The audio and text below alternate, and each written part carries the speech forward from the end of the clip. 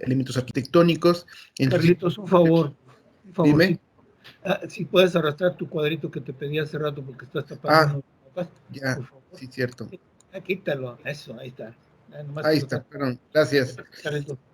Sí, entonces sí, estamos viendo lo que es el sitio de la Ferrería, y bueno, hacia el norte de Zacatecas y es Altavista, esta es una arqueología importante. Por eso lo que decía yo ahorita, estamos en Mesoamérica, esta región, y lo que es Aidoamérica, y lo que estamos ubicando ahorita a La Quemada y esos asentamientos de los que hablamos, y Oasis América, que nos correspondería ya a la región del suroeste de Estados Unidos, con los Jojocan, Anasasis y Mogoñones, que son los grupos importantes, aunque ya en un periodo más tardío con respecto a las culturas que tenemos hacia lo que es la frontera norte de Mesoamérica. Esta área, Beatriz Brani señaló como una zona marginal, no porque sean grupos menores que no hayan logrado tener un gran desarrollo cultural, sino porque están al margen de la frontera norte de Mesoamérica, ¿sí? De ahí el nombre de marginal. Pero vamos a ver, bueno, en esta parte lo que ya es estado Zacatecas, propiamente dicho, ¿sí? Vamos a ver en la parte centro-sur del territorio zacatecano, vamos a encontrar la zona arqueológica de La Quemada, ¿sí?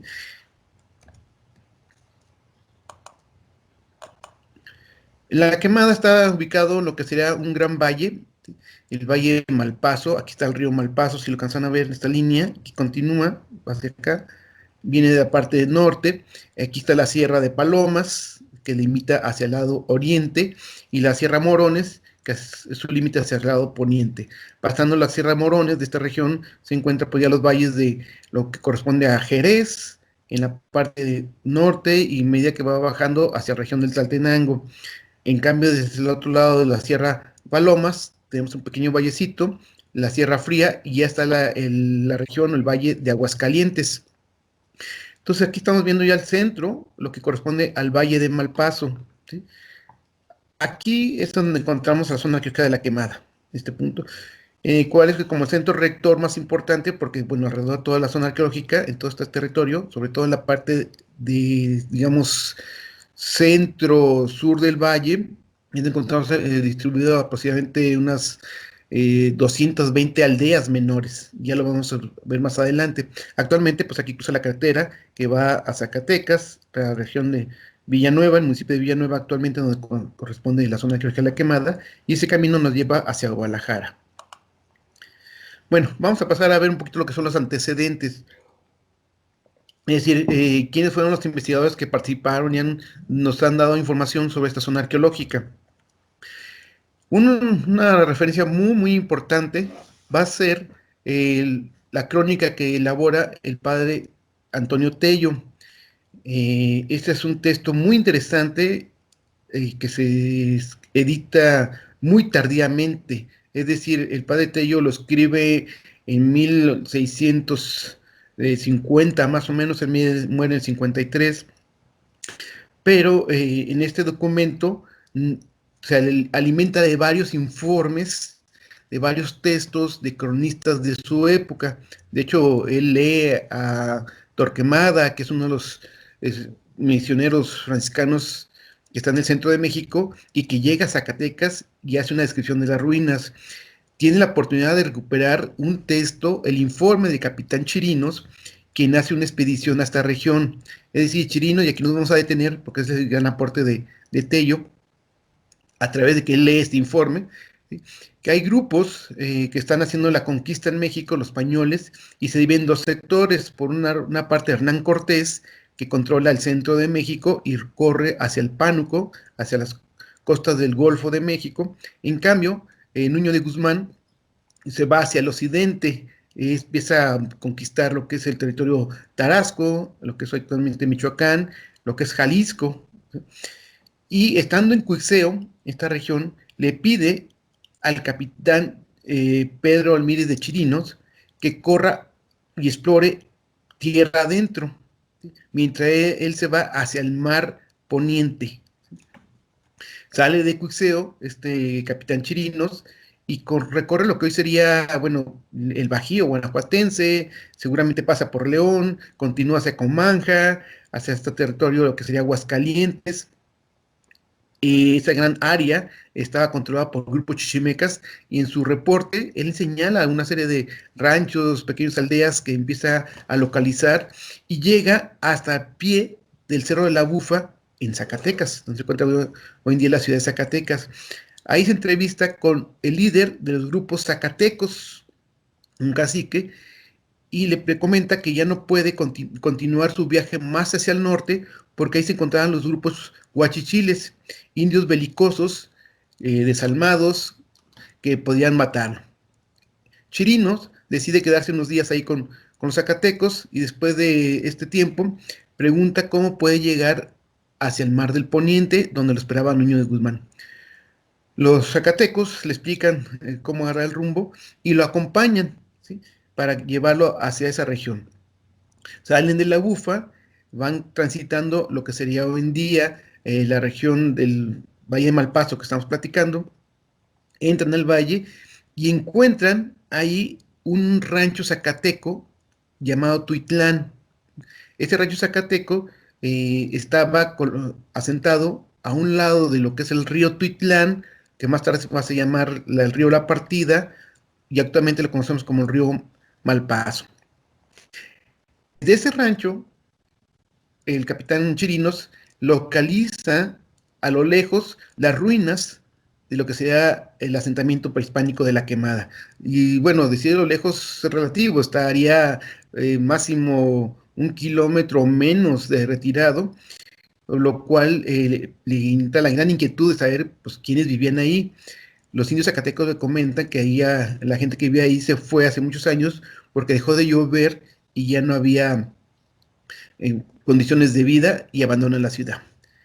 Chirinos nos describe que había grandes calzadas, edificios, templos, empedrados, las calzadas famosas que se conocen en La Quemada, los edificios suntuosos, dice él. Hace una descripción muy genérica del asentamiento. Después parte y continúa su viaje para alcanzar a Nuño de Guzmán en el Mar del Poniente. Esta sería la primera referencia que tenemos del asentamiento de La Quemada y estamos hablando del año 1531. Es el primer referente, en 1531. O sea, son el primer español que llega a esta región porque todavía no había nadie aquí de los europeos, solamente poblaciones indígenas originarias como los zacatecos y huachichiles. Bueno, esta información del asentamiento grande que está en Zacatecas es retomado por varios cronistas, sobre todo misioneros religiosos, que empiezan a tener inquietud por conocer este lugar. El primero que va después de la expedición de Chirinos es Fray Juan de Torquemada. Él visita las ruinas de La Quemada y así tiene la gran virtud de que escribe varios textos, entre ellos La monarquía indiana. Este libro afortunadamente se publica, que no fue la fortuna que tuvo el padre Tello, que su libro no se publicó sino hasta el siglo XIX, o sea, tres siglos más tarde se publica esta obra y se desconocía la presencia de chirinos por allá. Sin embargo, Torquemada, él escucha esas referencias, viaja a Zacatecas desde lo que sería México, el centro de la ciudad, y va a Zacatecas y recorre las ruinas y nos hace una descripción muy somera del asentamiento. Realmente le dedica un párrafo al sitio y el resto del texto que hace referencia a La Quemada lo correspondería a justificar o explicar que ese asentamiento sería de origen azteca. Él supone que este lugar fue un punto de la peregrinación mexica.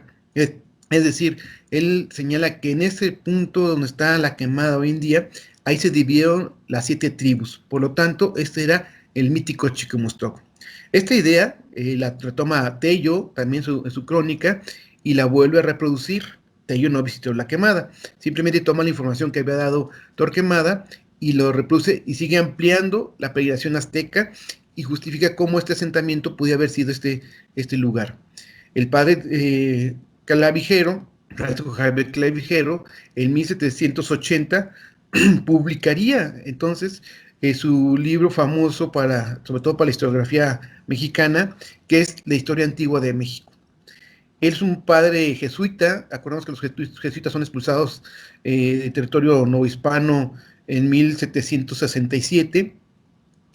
Él estaba muy interesado por los grupos indígenas, ya empieza a tener las visiones de una identidad local, prenacional, vamos a llamarlo así. Acordemos que estamos todavía en el periodo colonial, pero ya estaremos muy próximo, casi 30 años antes de que empezara la guerra de la independencia, pero ya para este periodo se empiezan a surgir ideas de separación del reino, de lo que se llama España, de la corona española.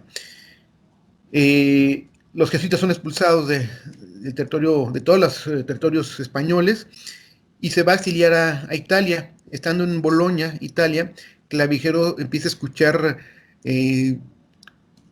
descripciones y malas interpretaciones de la población americana, y decide escribir textos para decir él cómo es esta población, cómo son los indígenas, cómo es México y cómo son sus antigüedades sobre todo.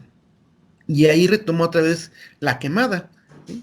Aunque él tampoco vistió La Quemada, pero recorre a los textos de Torquemada, de Tello, y describe el asentamiento y vuelve a retomar, y con la idea que ya había dado Torquemada, de que es un asentamiento azteca, y en particular esa ciudad corresponde a Chicomostoc. 10 años más tarde llega a las ruinas lo que es el Capitán Callejas.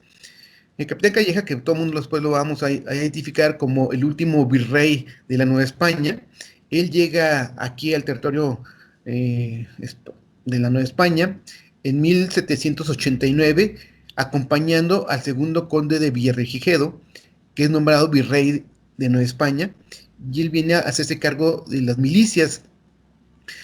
Escasamente de haber llegado, se le encarga explorar todo este territorio, lo que sería a partir de San Luis Potosí, donde se asienta por un tiempo Callejas. De hecho, ahí se llega a casar con una potosina, y recorre toda la región de Zacatecas, lo que sería actualmente Jalisco, y se va hacia Colotlán.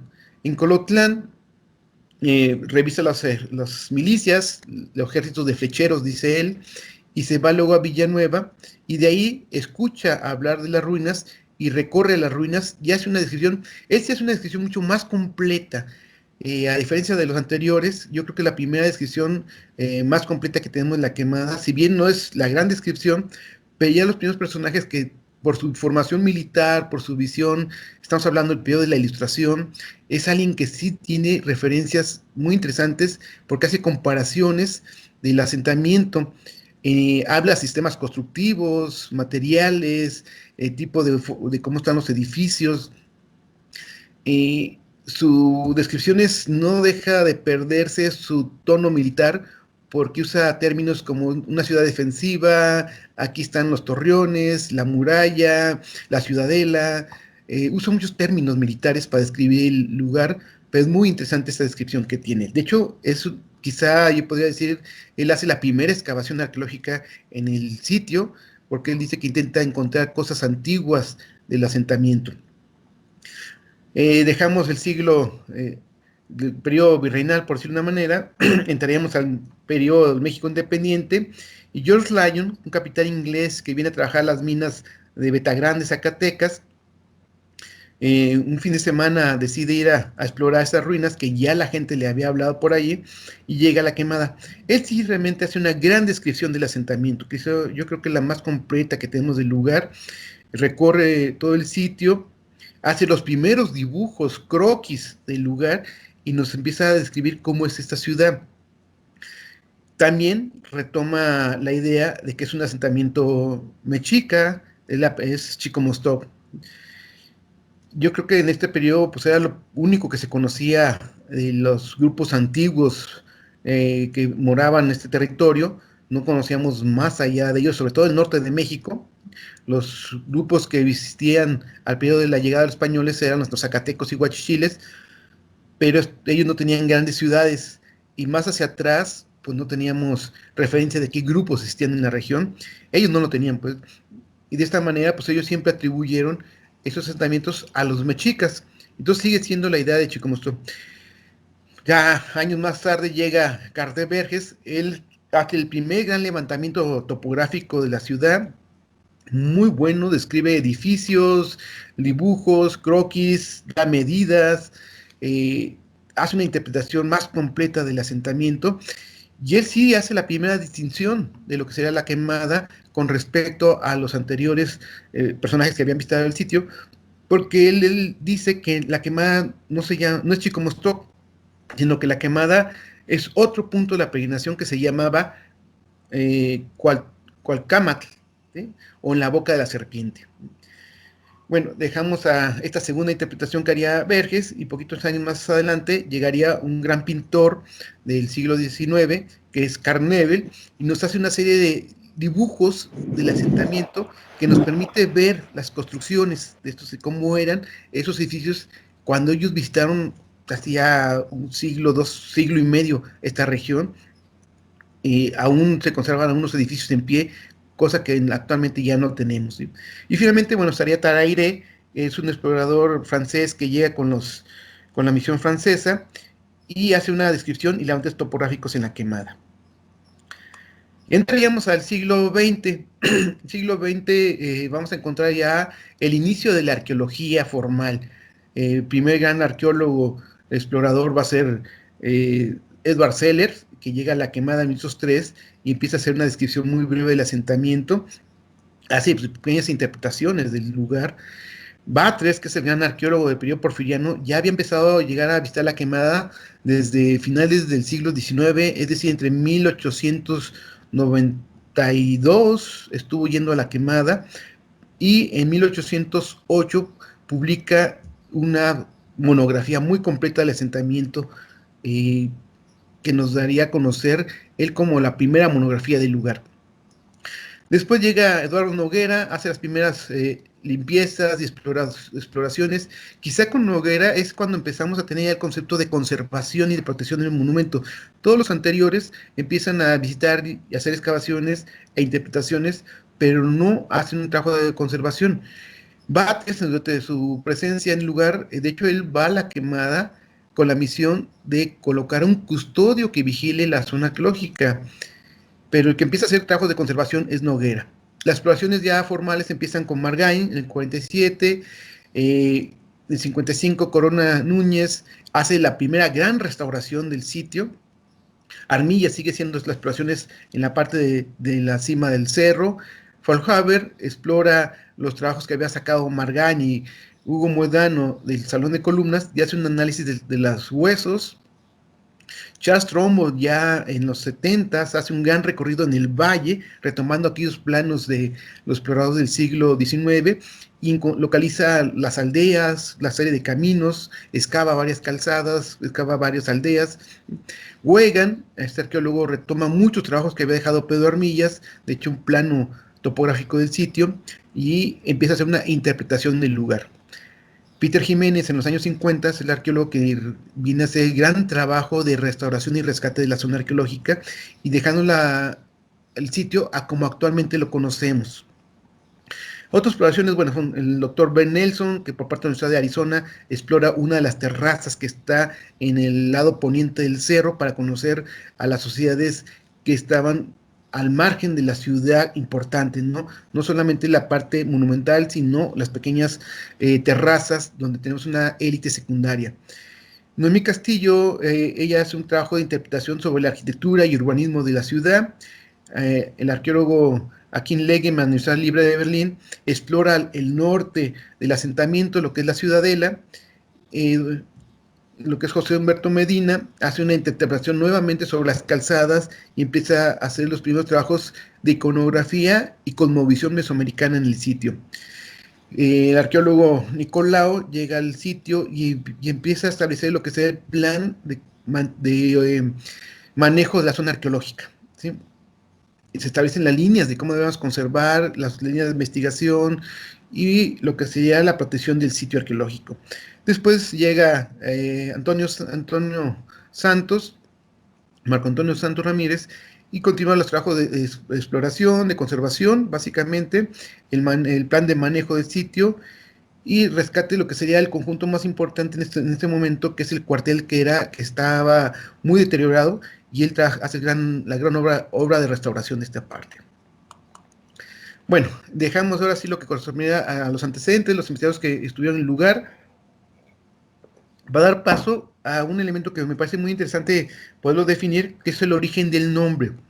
Siempre nos preguntamos cómo se llaman las zonas arqueológicas o por qué viene ese nombre. Hay nombres muy contemporáneos, hay nombres de términos indígenas. No sé, por ejemplo, ahorita le decía yo la ferrería en Durango. El asentamiento no sabemos cómo se llamaba en verdad durante su época de ocupación. Le llamamos la ferrería porque a un lado de él está la hacienda de la ferrería y se le da el nombre por esa hacienda, ¿no?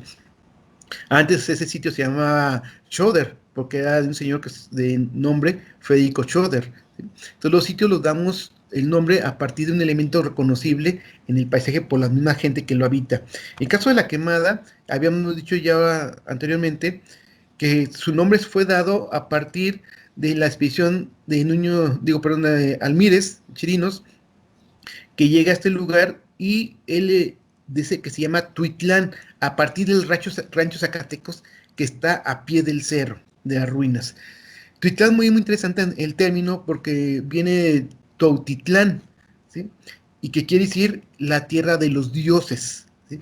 Seguramente el nombre está dado porque los zacatecos ya empezaban a tener una idea de que esas ruinas que había ahí arriba pues correspondería a grupos del pasado y quizá en su pensar, en su cosmovisión, pues era un territorio como de dioses. Muy parecido a lo que pasa a Teotihuacán cuando llegan los mexicas. Los mexicas llegan a explorar Teotihuacán, encuentran las ruinas ya sepultada de la ciudad que fue abandonada muchos años atrás, y son ellos precisamente que le ponen el nombre de Teotihuacán, es decir, donde los hombres se convierten en dioses, ¿sí? Pensando que ahí es el lugar donde se generó la reunión de los dioses para crear el mundo. Es el punto donde se creó el mundo, ¿no?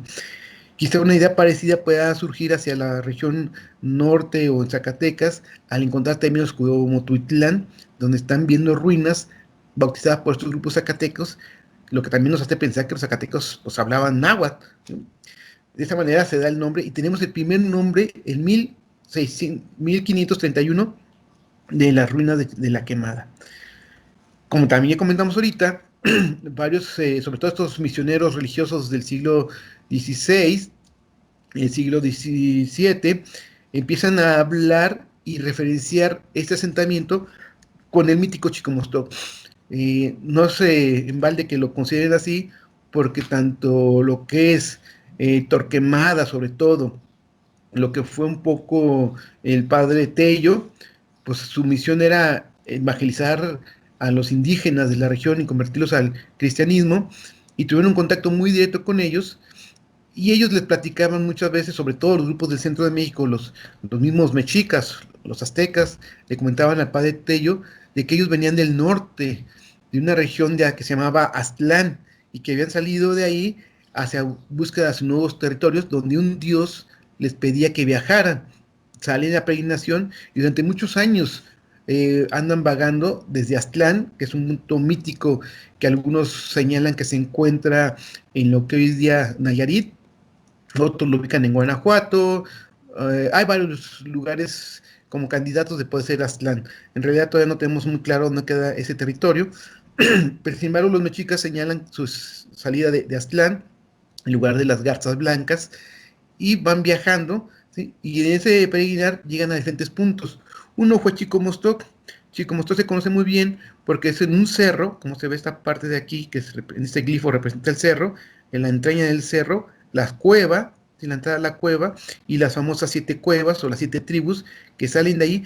Pero este es el punto donde se separan las tribus y te empiezan a llegar todas ellas, y los mexicas hacen un rodeo mucho más grande y son los últimos en llegar al centro de México. Bueno, toda esta narración lo tiene muy claro, sobre todo Torquemada, Tello, y por eso es que lo escriben en sus textos tratando de identificar a la quemada como ese punto de la peregrinación. Y Clavijero reproduce a nivel internacional y se expande la idea de corresponder a Chicomostoc este lugar. Entonces, tendríamos un segundo nombre. Aparte de Tuitlán, teníamos el nombre de Chicomostoc a las ruinas. Después viene el término de la quemada. Es un término que también, como decíamos ahorita, igual que la ferrería, viene a partir de que las ruinas se encontraban, estas ruinas se encontraban dentro del territorio de la hacienda de La Quemada. La Quemada hace referencia seguramente a un incendio, algo parecido. Aquí tenemos las grandes dudas, porque bueno, la hacienda ya en el siglo XVI, XVII, ya está, sobre todo en el XVII ya aparece la hacienda, y mucha gente describe las ruinas que se encuentran dentro de la hacienda de La Quemada.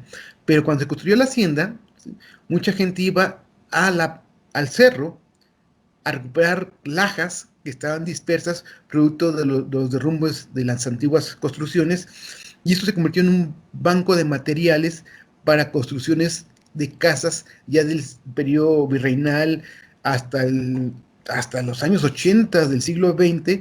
Iba algunas empresas a recuperar piedra para hacer los empedrados de las calles de los municipios vecinos ahí, la casera municipal.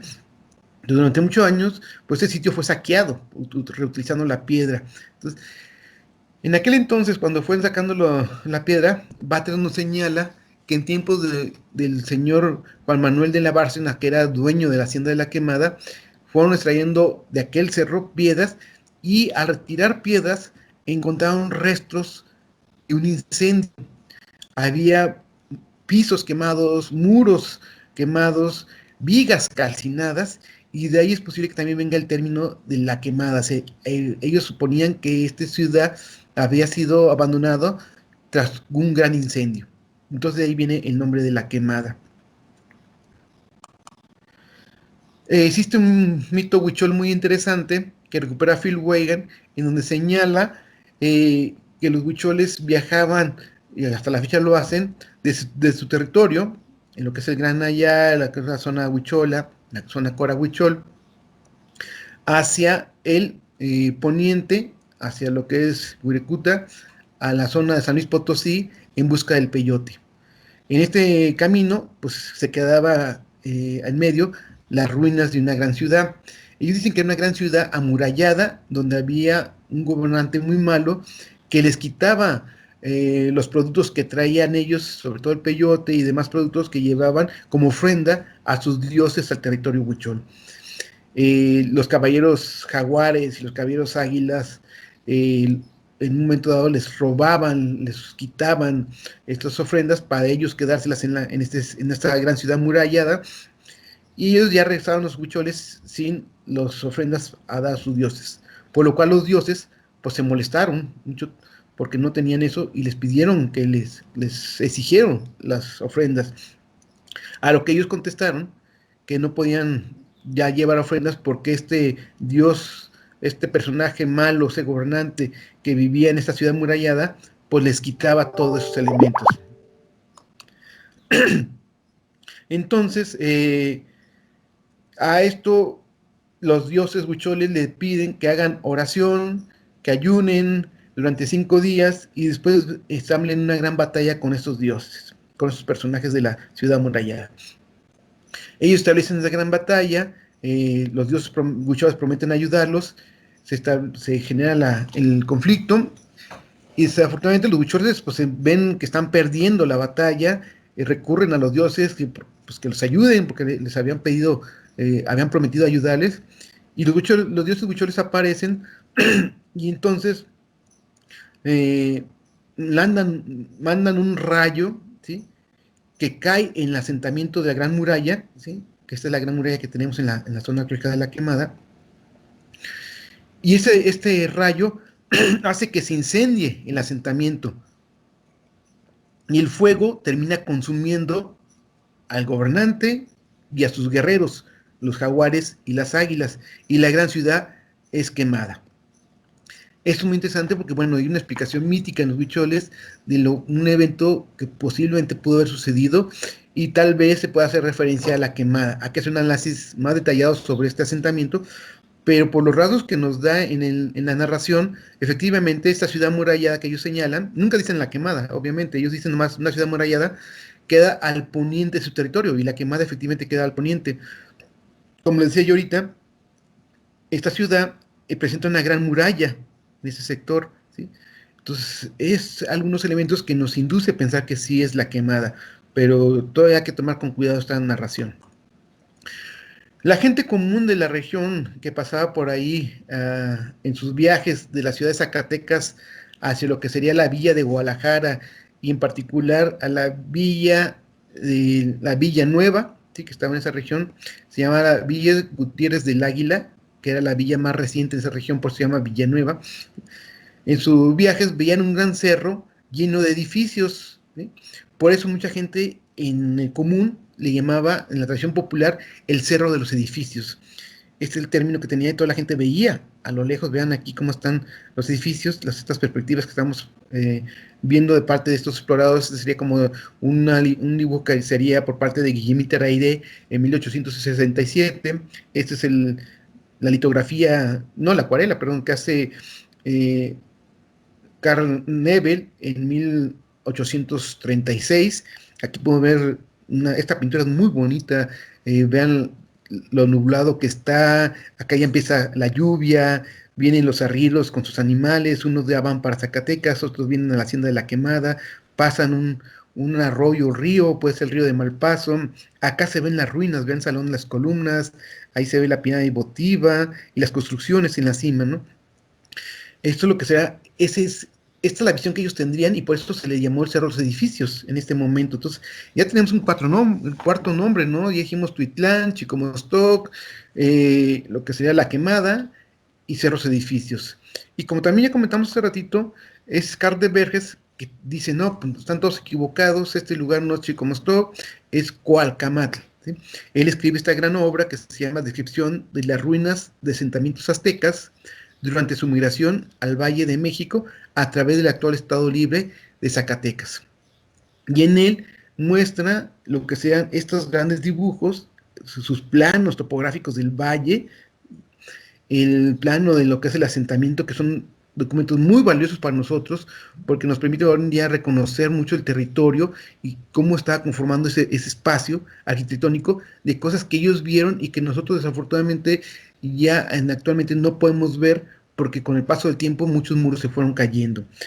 Y vean que bien interesante esta lámina en el cual muestra que este cerro, el que tenemos aquí, corresponde a Cualcamat o en la boca de la serpiente. Vean el glifo que usa, ese glifo de montaña, de acuerdo a la simbología azteca, y aparece una serpiente que sería este cerro.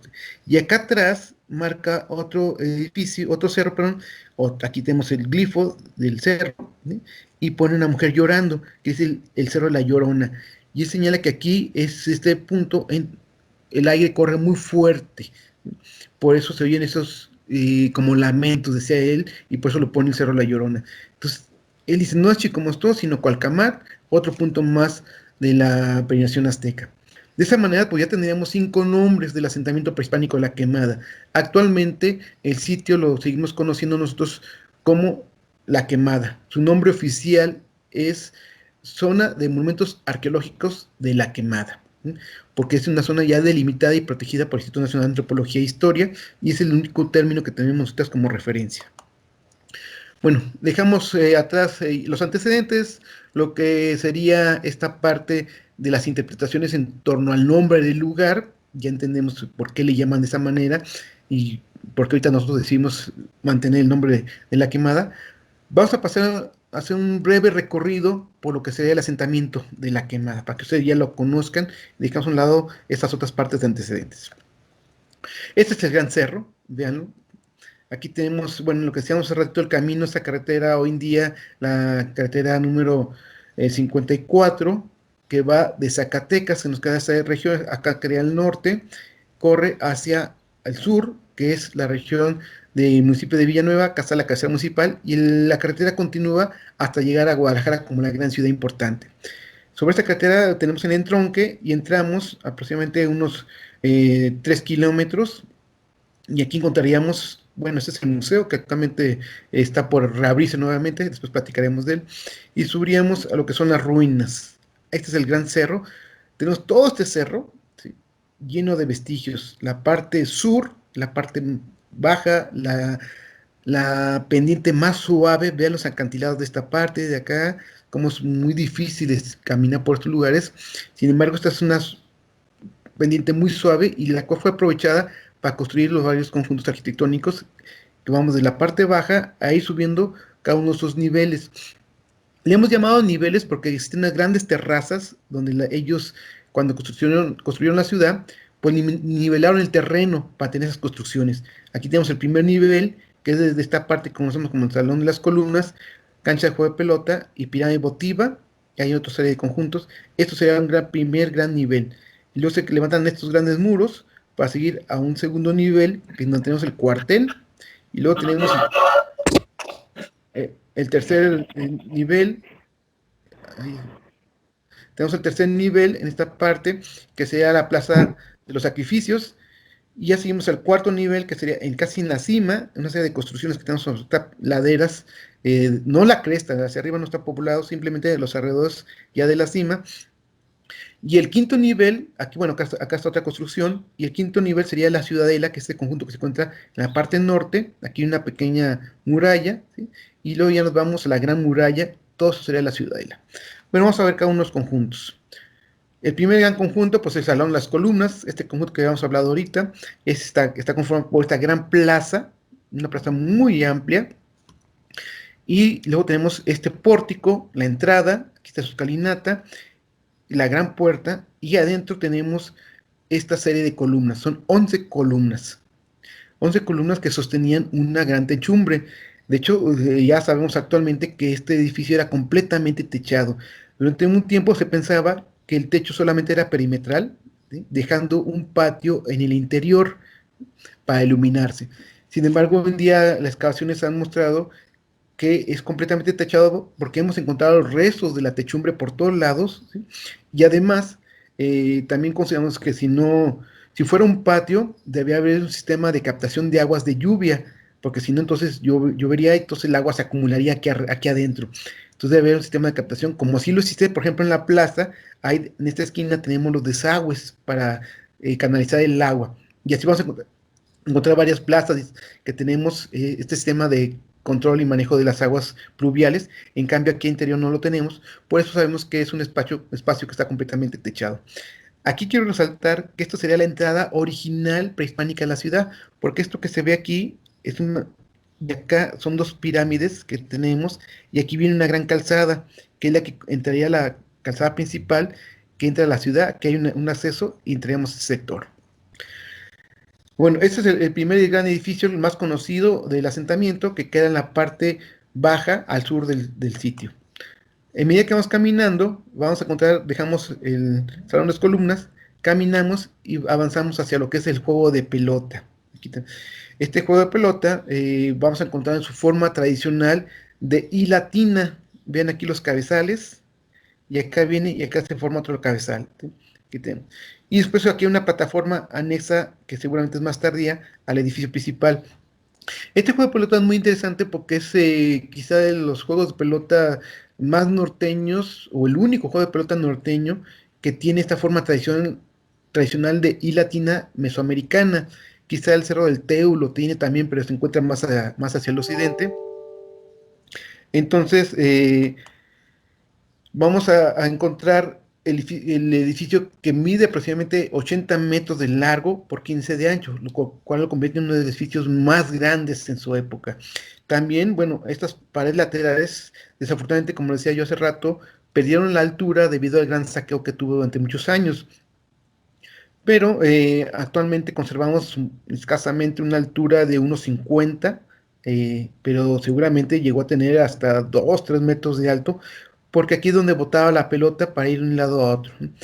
Obviamente estamos hablando también de un efecto simbólico de la conmoción mesoamericana tradicional que nos llega hasta el norte de México, este lugar. De aquí ya no va a haber juego de pelota de estas características.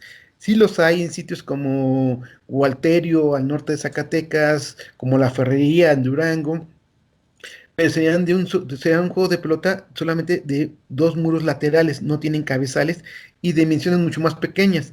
De hecho, en la quemada, este juego de pelota que tenemos aquí es el más grande, pero no es el único. Además de este, hay dos juegos de pelotas más. Uno en la Ciudadela, hacia el norte, y otro al poniente, en las terrazas, aunque son de dimensiones mucho más pequeñas, y a su vez solamente son dos muros laterales, ¿sí? Ese sería otro juego, pero está más importante en el sitio. El siguiente elemento destacable en lo que es este gran primer nivel que estamos hablando desde hace rato, que es la quemada, esta zona que está terraceada, nivelada para construir edificios, lo sería la pirámide votiva.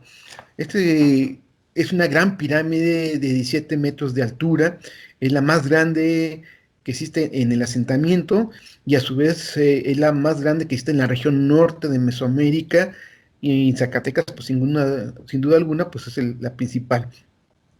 Este edificio seguramente residía el dios tutelar importante del asentamiento. Quiero decir que además de la pirámide votiva, pues la quemada existe en realidad alrededor de 12, 13 pirámides, no sé si es la única, pero esta es la más grande. Y las otras pirámides están dispersas, colocadas en diferentes puntos. Es muy interesante ver los conjuntos de pirámides porque en particular esta observa hacia la parte sur y casi todos comparten ese patrón. O ven hacia el sur, ven al oriente, perdón, y algunas al poniente. Casi predomina ver al sur y al oriente. Eso es un patrón arquitectónico muy interesante que nos empieza a hablarnos sobre las orientaciones a los puntos cardinales y a ciertos fenómenos astronómicos que seguramente veían en el pasado. Y en este edificio se conoce desde el siglo XIX que en la cima había un templo, y aquí algunos exploradores señalaban la existencia de una escultura labrada en madera que desafortunadamente se perdió. Dejamos el primer nivel y empezamos a subir el cerro al segundo nivel, y vamos a encontrar en este punto una serie de pequeñas habitaciones. Bueno, hablamos de pequeñas, pero sería la zona residencial. Aquí es una serie de habitaciones en torno a pequeños patios, básicamente, donde se hacían las actividades cotidianas, y a su interior estaba la residencia de personas seguramente importantes. Estamos hablando quizás hasta los mismos gobernantes del asentamiento, porque es una zona muy privilegiada, es una zona muy claro que es habitacional.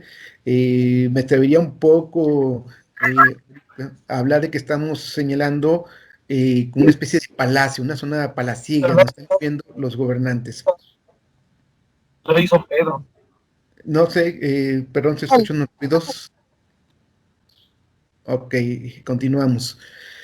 Bueno, dejamos esta parte del segundo nivel que dijimos el cuartel, vamos a subir al tercer nivel, ¿sí? Que esta gran terraza, vean aquí estos grandes muros, aquí está el cuartel, vean estos grandes muros que corren, ¿sí? Aquí se ve la escalinata, ¿sí? Que sube a este pasillo. Actualmente la gente sube por este otro lado, esta parte no está abierta al público, la gente sube por este lado, entra por aquí, hay un gran salón, y después entra a la plaza de los sacrificios. Este es un gran salón que por sus temas constructivos es muy parecido a lo que sería el salón de las columnas que acabamos de escribir en la parte de abajo del cerro. Sin embargo, pueden ver aquí ustedes que no existen columnas de piedra en su interior, lo que ha llegado o ha permitido suponer por algunos investigadores Por no que, haberte. perdón, ok, entonces decía yo como un No, explorador. perdón, es que hay gente que entra y no entiende que hay que apagar el micrófono antes de Ah, entrar. ok, Y ya pues. entran y no lo apagan. Ya les estoy diciendo por acá. Tú Muy bien, continúa. gracias. Gracias, Carlitos. Seguimos entonces. Ok, entonces decía yo, este gran salón que tenemos por aquí, vamos a encontrar lo que algunos exploradores han señalado y arqueólogos, la posible existencia de que en lugar de columnas de piedra haya existido aquí columnas de madera, ¿sí? Que sería un elemento arquitectónico muy interesante que ya se encontraron en la quemada. En la Ciudadela, ahorita lo vamos a ver más adelantito, se encontraron restos de vigas, se encontraron maderas que formaban estos elementos de apoyo para las estructuras, también completamente techados. Tendríamos un segundo salón de columnas en la quemada, pero eso lo dejo hipotéticamente porque no hemos explorado completamente este lugar. Ahorita queda como hipótesis. Pero también es muy interesante que está orientado, igual que el salón de las columnas de la parte de abajo, hacia el oriente. Y luego vamos a entrar a una gran plaza. Es un espacio completamente cerrado, es un espacio privado, seguramente no se les la ceremonia ya a estos grupos de élite que vivían ahí arriba. Obviamente aquí no tenía acceso el resto de la población, solamente algunas, la élite principal y algunos elegidos de la parte de abajo del cerro. Quizá algunos gobernantes de las aldeas, algunas personas, de hecho, hasta los posiblemente personas que podían haber sido parte de los sacrificios en su bien acá arriba. Vamos a encontrar una plaza, al centro un altar, un basamento piramidal, que este llama mucha atención porque se rompe el sistema arquitectónico de la quemada, porque es un basamento piramidal que tiene 5 cuerpos actualmente, aunque muchos exploradores hablaban de 7 cuerpos. Pero sí rompe el patrón porque no tenemos unos dos pirámides en el resto del asentamiento escalonadas, y es la primera. Lo que también nos señalaría que es quizá un conjunto arquitectónico ya tardío, que esta plataforma se construye ya muy tarde, a diferencia de estos dos edificios. Estamos por determinar esos factores. Y vean las habitaciones que nos quedan alrededor de ellos, ¿sí? Que limitan espacio y su altar. Aquí sí vamos a hacer un paréntesis para describir un hallazgo muy interesante que se dio en los años 79, 80 más o menos, cuando se dieron trabajos de mantenimiento en este lugar. Aquí vemos una foto de esa época, de los 80s, bueno, 79, 80 más o menos cuando se hicieron los trabajos. Aquí está bien claro el basamento piramidal, su altar, los conjuntos que vaya alrededor de ellos, su pasillo. Y a pie de este basamento piramidal, aquí está la escalinata, podemos verlo, se encuentra, hace una exploración, una excavación arqueológica, se encuentra una escultura. Aquí vemos una escultura, y la escultura es muy llamativa porque es una escultura, le vemos los brazos del personaje, de este lado aquí están los brazos, y en su frente, bueno, se le ven los pechos flácidos, seguramente de una mujer o adulta o una mujer que está amamantando, ¿sí? Y carece de cráneo, y en su lugar tenemos estos orificios alrededor del cuello y lo que sea la parte donde corresponde a la cabeza. Y a espaldas de ella carga un infante. Aquí pueden ver el cuerpo, de misma manera carece de cráneo, ¿sí? Es posible, y sabemos por las prácticas indígenas, vean aquí lo que es el proceso en algunos códices de la decapitación, ¿sí? Cómo se cortan las cabezas a los individuos. Aquí vean esta imagen donde está la sangre brotando a chorros, ¿sí? El individuo, ¿sí? Aquí vemos otros dioses sacrificando. Aquí están varios procesos de sacrificio prehispánico. Es posible que haya existido este elemento de un sacrificio en el lugar en donde se decapitaba a una persona, sobre todo a una mujer, porque pues, es un evento femenino. Seguramente este lugar iba colocada una especie de estaca en donde fijaba el cráneo, y estos pequeños orificios que tenemos alrededor, pues hasta hace pensar que este individuo era un poco desollado para la misma piel coserla aquí y dejarla mejor fija. Lo mismo pudo haber sucedido con el bebé. Algún sacrificio vinculado con la fertilidad pudo haber dado en el lugar. Estamos por tratar de entender estos fenómenos aún en el sitio. Bueno, dejamos de lo que ya la parte, lo que muchos años se ha llamado como la Acrópolis. Esta parte caminamos lo que era el primer nivel, es decir, la parte baja. Subimos al segundo nivel, donde está el cuartel. Tercer nivel, que acabamos de hablar ahorita. Cuarto nivel, viene esta serie de construcciones alrededor. Pero nos vamos hasta el quinto nivel, hacia el norte del asentamiento. Aquí vamos a ver ya el norte. Esta es la gran muralla que hemos platicado anteriormente. Y aquí viene otra pequeña muralla que delimita un espacio arquitectónico. Nosotros pensamos ahorita que esta pequeña muralla en realidad sería como una albarrada, una muralla que más que defensiva o contener el acceso, es para marcar la diferencia de un espacio común a un espacio sagrado. Y aquí tenemos un conjunto arquitectónico muy interesante, que sería esto que tenemos aquí, otra vez, este patrón arquitectónico repetitivo que es la plaza principal, ¿sí? Un basamento piramidal, su altar central, que es muy, muy grande, casi son las mismas dimensiones que la pirámide, y un gran salón, ¿sí? Aquí sí fue explorado por Achille Legema en la década de los 90, y él sí encontró las columnas. Igualmente encontró 11 columnas, como en el salón las columnas en la parte sur que hablábamos, y estas son columnas de madera. Aquí están, aún siguen enterradas los postes de madera que se conservaron todavía, aunque todos estos calcinados, se quemaron, ¿sí? Esto es lo que yo decía hace rato también, cuando la gente viajaba y exploraba este lugar en siglos pasados, y al retirar laja, buscando llevarse la piedra o buscando seguramente tesoros, encontrar estos restos de maderas calcinadas, de pisos quemados. Pues el arqueólogo, cuando excavó, encuentra estas 11 columnas de madera aquí interior, y en el pórtico encuentras 7 columnas de madera también. Por eso nos hace más fuerte la hipótesis que decíamos anteriormente, que en el pasado de los sacrificios tendríamos otro salón de columnas similar al gran salón de columnas de mampostería, pero en este caso una variante con el uso de maderas. Esto es la parte norte del cerro, y acá es donde encontramos el segundo juego de pelota que les decía yo, junto con la terraza 18, que es el tercer juego de pelota. Este ha sido un recorrido muy rápido, breve, por lo que sería el asentamiento. En esta parte norte de la ciudadela vale la pena destacar un gran hallazgo también. Esto lo hizo el arqueólogo Joaquín Legema en los noventas, cuando exploró esta parte que les venían señalando de la ciudadela, es decir, en esta pirámide que tenemos aquí en la ciudadela, ¿sí?, que es esta que tenemos acá. Él excava y encuentra en el interior de este edificio los restos de un individuo joven, entre 18 o 20 años más o menos, el cual se le había amputado una pierna, ¿sí?, y se había colocado ahí también como ofrenda. Tenía cercenada, cortada la pierna, y esto llama mucho la atención. Al seguir la exploración, se encontraron a su vez las 4 copas que estaban ahí junto con él, y una gran olla.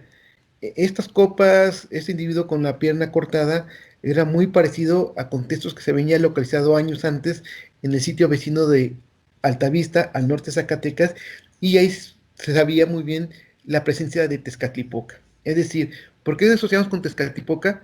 Porque Tezcatlipoca es un dios cojo. Aquí ven que no tiene pierna, acá está su pie completo, y aquí no tiene. Es decir, aquí le cortó, aquí partía el hueso, entonces fue cortado. Recordamos que en el mito de creación, los dioses Tezcatlipoca y Quetzalcóatl, para crear el mundo, tienen que ir a buscar al gran monstruo que está en este mar infinito que existía antes del tiempo, que era el gran Cipatli, y ellos lo tienen que cazar para con su piel generar la superficie terrestre, y para poderlo cazar, Tezcatlipoca se ofrece como carnada y mete su pierna al agua para llamar la atención de este monstruo, y cuando llega el monstruo le devora, le cercena la pierna, momento que aprovecha Quetzalcóatl para subirse sobre él y matarlo, y con su piel, como decía yo hace ratito, crear la superficie terrestre. Por eso es un dios cojo. Entonces, al encontrarlo aquí, hace referencia a esta representación de Tezcatlipoca, que es una de las deidades que tenemos ya empezado a identificarse en, estamos hablando en periodos muy tempranos de Mesoamérica, porque Tezcatlipoca es un dios que se venera fuertemente más tarde en Tula y finalmente en Tenochtitlan. Bueno, ya empezamos a hablar un poquito sobre interpretaciones del asentamiento. Vamos a ver así lo que se ha creído durante todo este tiempo de la quemada. Vamos a hablar, ya decíamos ahorita, un gran creencia que se tenía sobre el asentamiento durante muchos siglos fue que esta ciudad era la mítica Chicomostoc, y por lo tanto era una presencia azteca. Ya dijimos que en monarquía indiana, el padre Torquemada es el primero que empieza a decir que este lugar es Chicomostoc. Él, pues seguramente, como comentamos hace ratito, escucha de viva voz de los aztecas esta narración de su origen, de que proceden de esta región norte, de Aztlán, que llegan a estas diferentes ciudades, a Chicomostoc, y él viaja. De hecho, eso fue lo que motiva a Torquemada a viajar al norte, a Zacatecas, porque tanto la referencia que le daban los indígenas como las noticias que le llegaban del norte de encontrar estas ruinas, él va a testificar personalmente, visita la quemada y ve esas ruinas, y él automáticamente relaciona la narración de estos indígenas del centro de México, los aztecas, con estas ruinas, y dice, esto es Chicomostoc, no queda duda. Y lo escribe en su monarquía indiana, lo que decía que, bueno, Padre Tello lo retoma Clavijero, lo retoma Callejas, y bueno, Verges no retoma la idea de Chico-Mostodo, pero sí retoma la idea de Cualcamac, es decir, siguen siendo aztecas, ¿sí? Durante todo ese tiempo este asentamiento fue asociado a los aztecas, pero como decíamos ahorita, sabemos que no es un asentamiento azteca porque no tenemos ningún indicio de la cultura azteca en el lugar. No hay una arquitectura azteca, no hay materiales cerámicos, no hay elementos aztecas eh, que nos hable sobre su presencia, además de que la Quemada es un asentamiento mucho más antiguo que los aztecas, que difícilmente podía corresponder a este periodo, ¿no?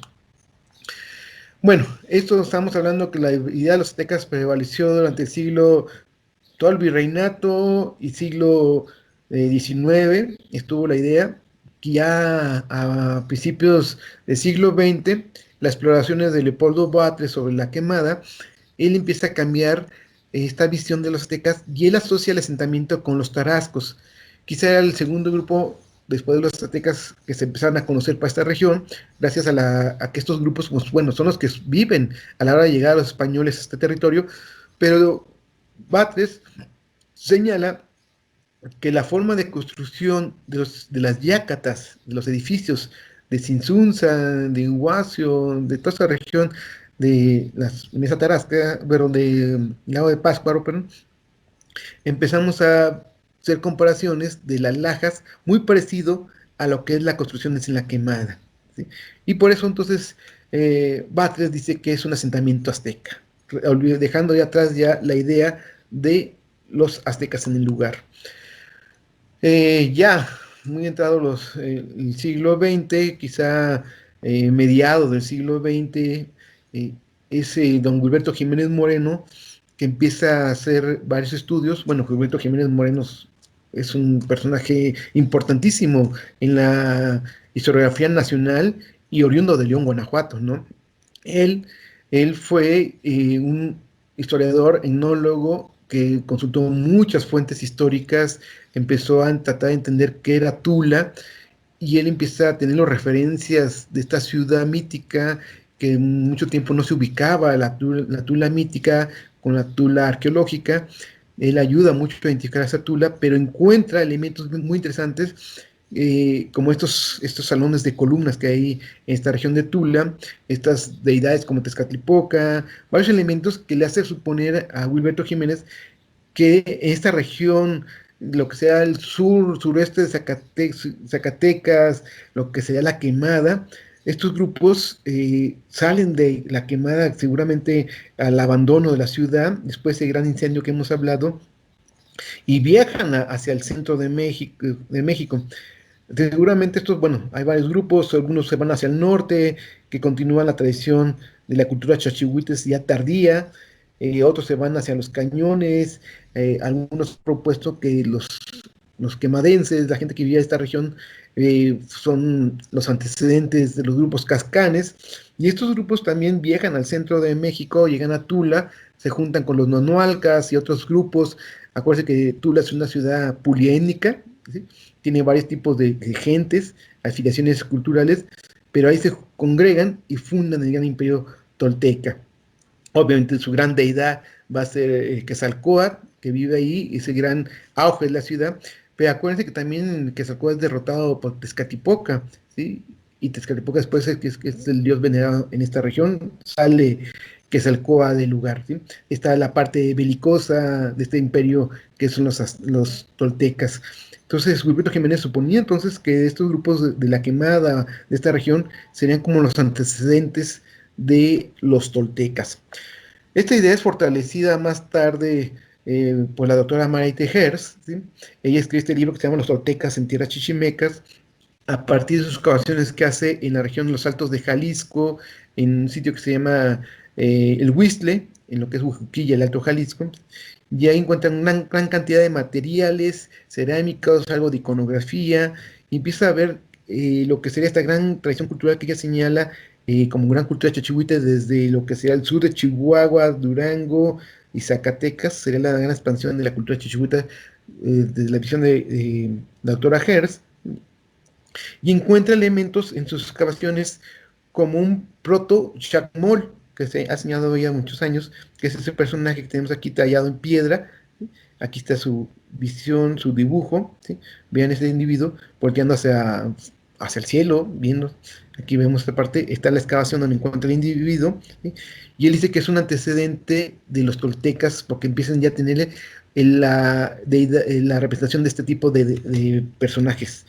Aquí tenemos una comparación que es el proto-chamol, un chamol muy primitivo que se empieza a esbozar esta idea y este culto en estas regiones norteñas, que más tarde va a estar muy fuerte en Tula. Vamos a ver todas las variantes de lo que es el chacmol que aparece en Tula, no solamente en Tula, va a aparecer en la zona Tarasca y se va a continuar esta tradición ya muy refinada en su talla a Chichen Itzá y lo vamos a encontrar todavía en Templo Mayor, ¿sí? Como elementos representativos de esta característica mesoamericana, pero sobre todo vamos a ver como en caso de Templo Mayor este elemento como entidad de procedencia de una gran tradición milenaria, de una jerarquía cultural, social, simbólica, a través de estos símbolos. Entonces, esta idea que de acuerdo con la autora Hertz aparece en esas regiones norteñas y se expande más tarde y se afina ya en el centro de México, en el posclásico temprano y posclásico tardío. El Zompantli, estos muros con cráneos, y el Cuauhtémoc, que es el muro de serpientes, ¿sí? Lo vamos a encontrar, por algunos profesores lo han señalado, en Altavista, en Huizle, La Quemada, en manera muy temprana, y más tarde en Tula. O sea, La Quemada, estos sitios son del periodo epiclásico y Tula es posclásico. Y estos serían los zompantes. En Alta Vista, en esta habitación, se encontraron varios cráneos dispersos. A diferencia del zompante, que es este gran muro, que es una a base de maderas con travesaños, donde se colocaban los cráneos perforados por los lados, la tradición primitiva o anterior, por decirlo de una manera, en Alta Vista era colocar los cráneos con una perforación en la parte superior del cráneo y dejarlos suspendidos dentro de los templos, así como huesos largos, ¿sí? Esto sería, aquí está el plano de las excavaciones en Alta Vista, esta misma habitación, cómo se encontraron los cráneos, y esta es la reconstrucción de cómo era ese templo, ¿sí? La doctora Herz encuentra estos cráneos con la perforación en la parte superior y ella, bueno, crea un zompantli en esas áreas del cerro del Huizle. Aquí tenemos este muro que ella sugiere como un zompantli, la base donde están los postes de madera. Y después en la quemada, en este salón de columnas, en la parte noroeste del edificio, se encontró una gran cantidad de huesos que se ha supuesto como también otra especie similar a Alta Vista de zompantes con huesos suspendidos. Sí hay que hacer la aclaración de que igual que el protochamol, será un modelo distinto, pristino, a la formación más tardía del zompantli que ya conocemos en su máximo esplendor, ¿no?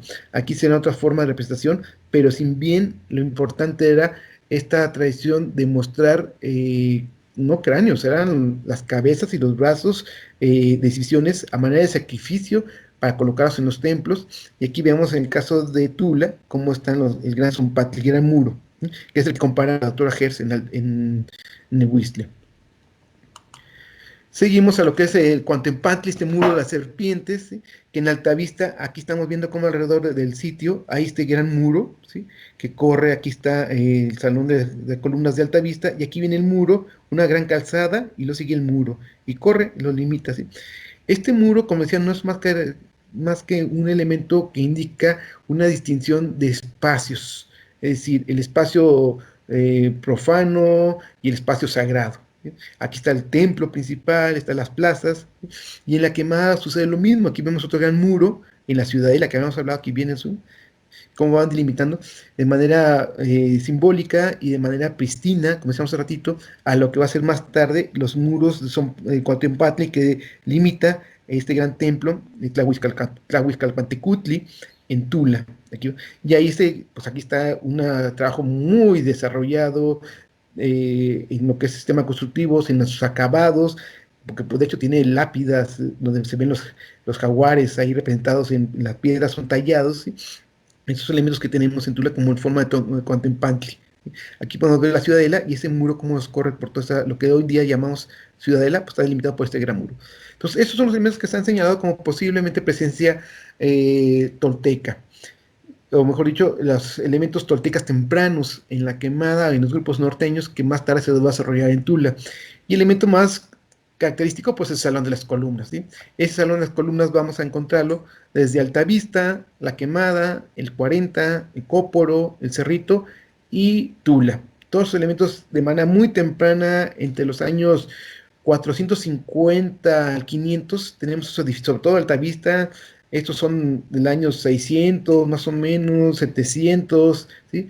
Hasta el año 1200 que tenemos en Tula, 900, 1200 en Tula, con gran tradición mesoamericana de esos salones de columna. Entonces, ya vemos cómo esos elementos, tanto la escultura, las deidades, la arquitectura, van gestándose en la región norte con algunos grupos y otros grupos, quizá estas migraciones que están dando de esta región norte hacia el centro de México, pues van llevando con ellos mismos su bagaje cultural, sus ideas, y les van plasmando hacia los nuevos lugares que llegan y se van desarrollando de manera distinta, teniendo un antecedente común ahí.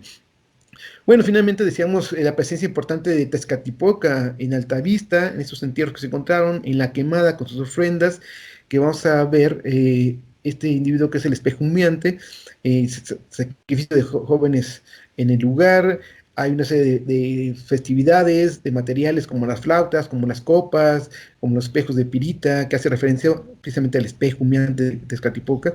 Y en caso de Tula, pues este binomio, ese enfrentamiento entre Quetzalcóatl y Tezcatlipoca.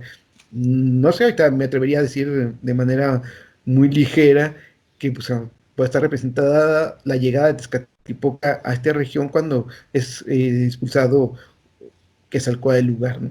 Quizás la influencia o estas tradiciones norteñas son llegadas a este lugar y esto que nos representa estas deidades.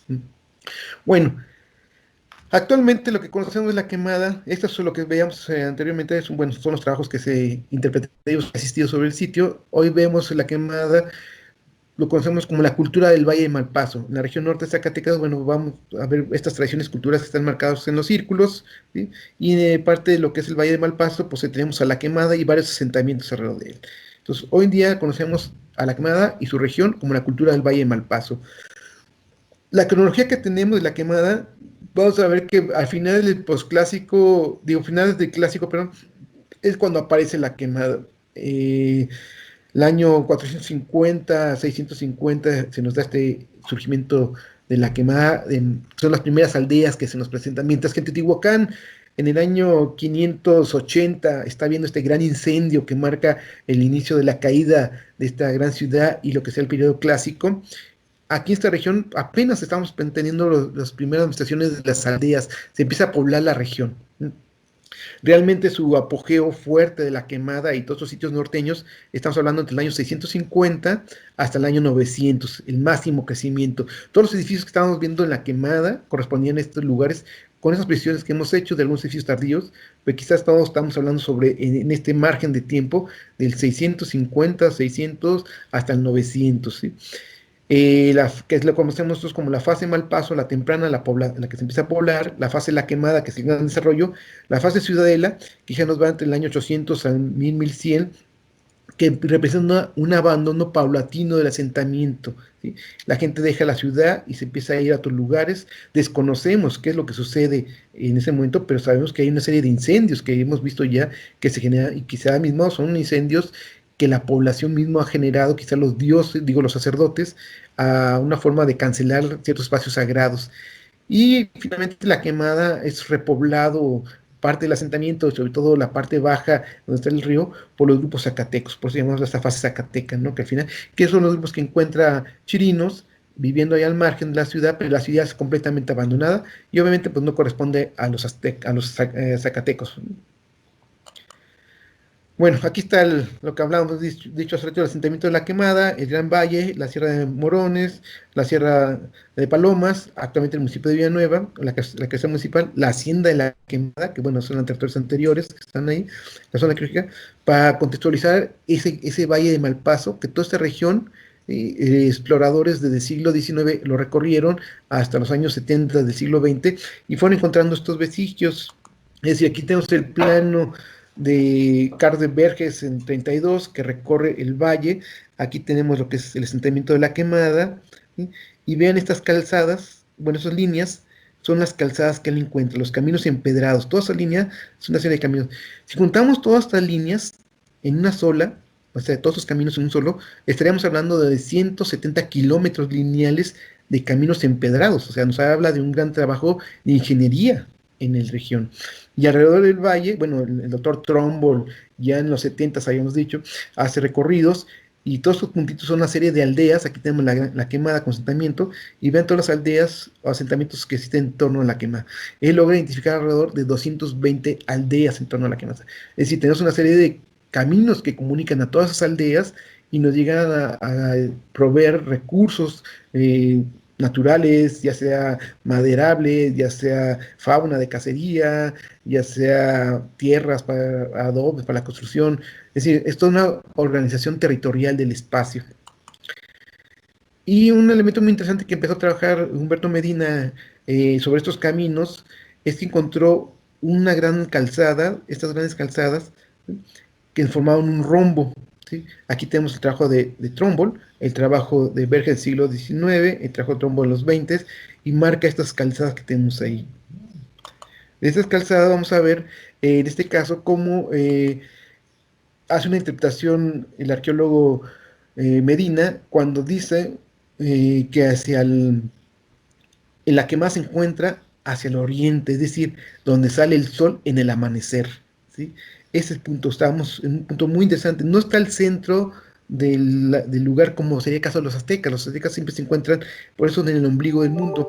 No, en este caso estamos hablando de un asentamiento que se ubica hacia el lado oriente, es decir, ellos son el sol, ¿sí? Y el sol nace y por la mañana corre el transcurso de la mañana hacia el mediodía para llegar al cenit, ¿sí? Y el cenit lo va a representar este sitio que es la Mata Grande. Y ahí tenemos en manera horizontal, ellos están representando en el valle el sol, cómo sube al cenit, en ese sitio de Mata Grande, y luego continúa hacia el Cerrito de Coyotes, y es decir, el sol baja del cenit y se va hacia lo que sería el, el sol al atardecer, ¿sí? Para ser sumergido en el inframundo, ¿sí? En el ocaso, se va al inframundo y llega ahí, lucha con los seres del inframundo, se hacen las ceremonias en el sitio, para el día siguiente es lo que es el nadir, la parte baja, y vamos a continuar hacia otra vez el amanecer. Entonces le encuentran un aspecto de lo que sería el paisaje ritualizado de la quemada, ¿sí? De esta manera vemos que el arrendamiento del territorio está representando aspectos simbólicos más allá de los aspectos de caminos de comunicación, de tránsito de mercancías, de tributos, sino que también hay caminos de carácter religioso. Y la quemada, bueno, estamos hablando de la cultura del Valle de Malpaso al centro, lo que es el Alto Cuchipila, pero hay una serie de asentamientos contemporáneos a la quemada. Tenemos a la región norte, ya hemos hablado de la cultura chalchihuites, luego tenemos la cultura bolaños hacia esta parte, lo que es la Sierra Madre Occidental, y luego tenemos la cultura del Valle de Malpaso, ¿sí? Es esta región sur de Zacatecas, al bajo de la quemada, sobre el mismo río Juchipila, por la cultura del Valle Juchipila, ¿no? Y hacia el lado suroeste de Zacatecas vamos a encontrar la cultura del Tunal Grande, que comparte rasgos con San Luis Potosí, Guanajuato y esta región de Ojuelos, Jalisco, básicamente, ¿sí? Entonces, estos son grupos sedentarios agrícolas, que es muy interesante. Vean cómo su distribución está dentro de lo que sería la Sierra Madre Occidental, la zona de los ríos, la zona boscosa, la zona fértil, llena de grandes valles. Hay un vacío en la parte centro de Zacatecas y nos vamos a seguir hacia el noroeste de Zacatecas, Coahuila, que sería la zona de los grandes desiertos, donde ahí no tenemos asentamientos mayores de arquitectura, sino zona de cazadores-recolectores, grupos nómadas que viven en este territorio contemporáneos a la quemada.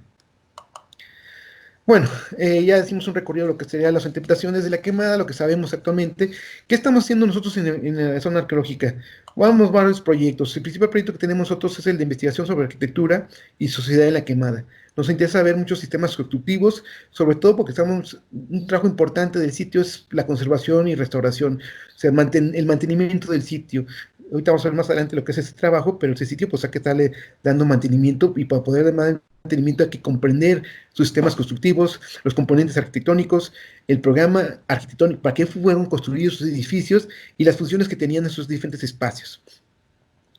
Entonces, además, decía yo hace ratito, bueno, sabemos la gran cantidad de basamentos piramidales que hay alrededor del sitio, aparte de la pirámide votiva, pues tenemos la pirámide de la cima, pirámide escalonada que ya hablamos, la pirámide que está en el segundo nivel, la pirámide que está en el conjunto de los maestros, la pirámide que está en esta plaza cerca del salón digo, cerca de la pirámide votiva. Entonces empezamos a ordenar y tratar de comprender el espacio arquitectónico a partir de sus elementos.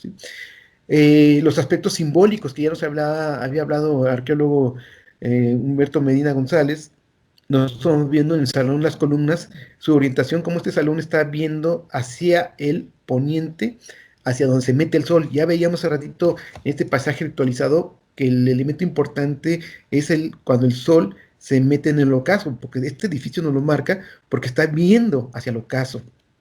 Y a su vez, es muy interesante porque mucha gente ubica esas orientaciones hacia lo que son los equinoccios, y entonces no, vemos que es en el solsticio de verano, es por decirlo de una manera, el 21 de junio, ¿sí? Aunque sabemos que hay fechas distintas, o sea, las fechas precisas son otras, están en abril, en agosto, nuestras fechas, pero para ser más entendible, esos son los cambios de estaciones, y de acuerdo a sus orientaciones, vamos a calcular en qué momento se mete el sol ahí, y para este periodo, pues estamos hablando que el 21 de junio es cuando se nos mete el sol por ahí, y es cuando está enfrente al salón de columnas. En medida que el sol regresa hacia el centro del horizonte, es decir, lo que es el equinoccio del 21 de marzo al 21 de septiembre, acuérdense que hay dos equinoccios en el transcurso del año, y el solsticio de 21 de diciembre se nos va a este punto, ¿no?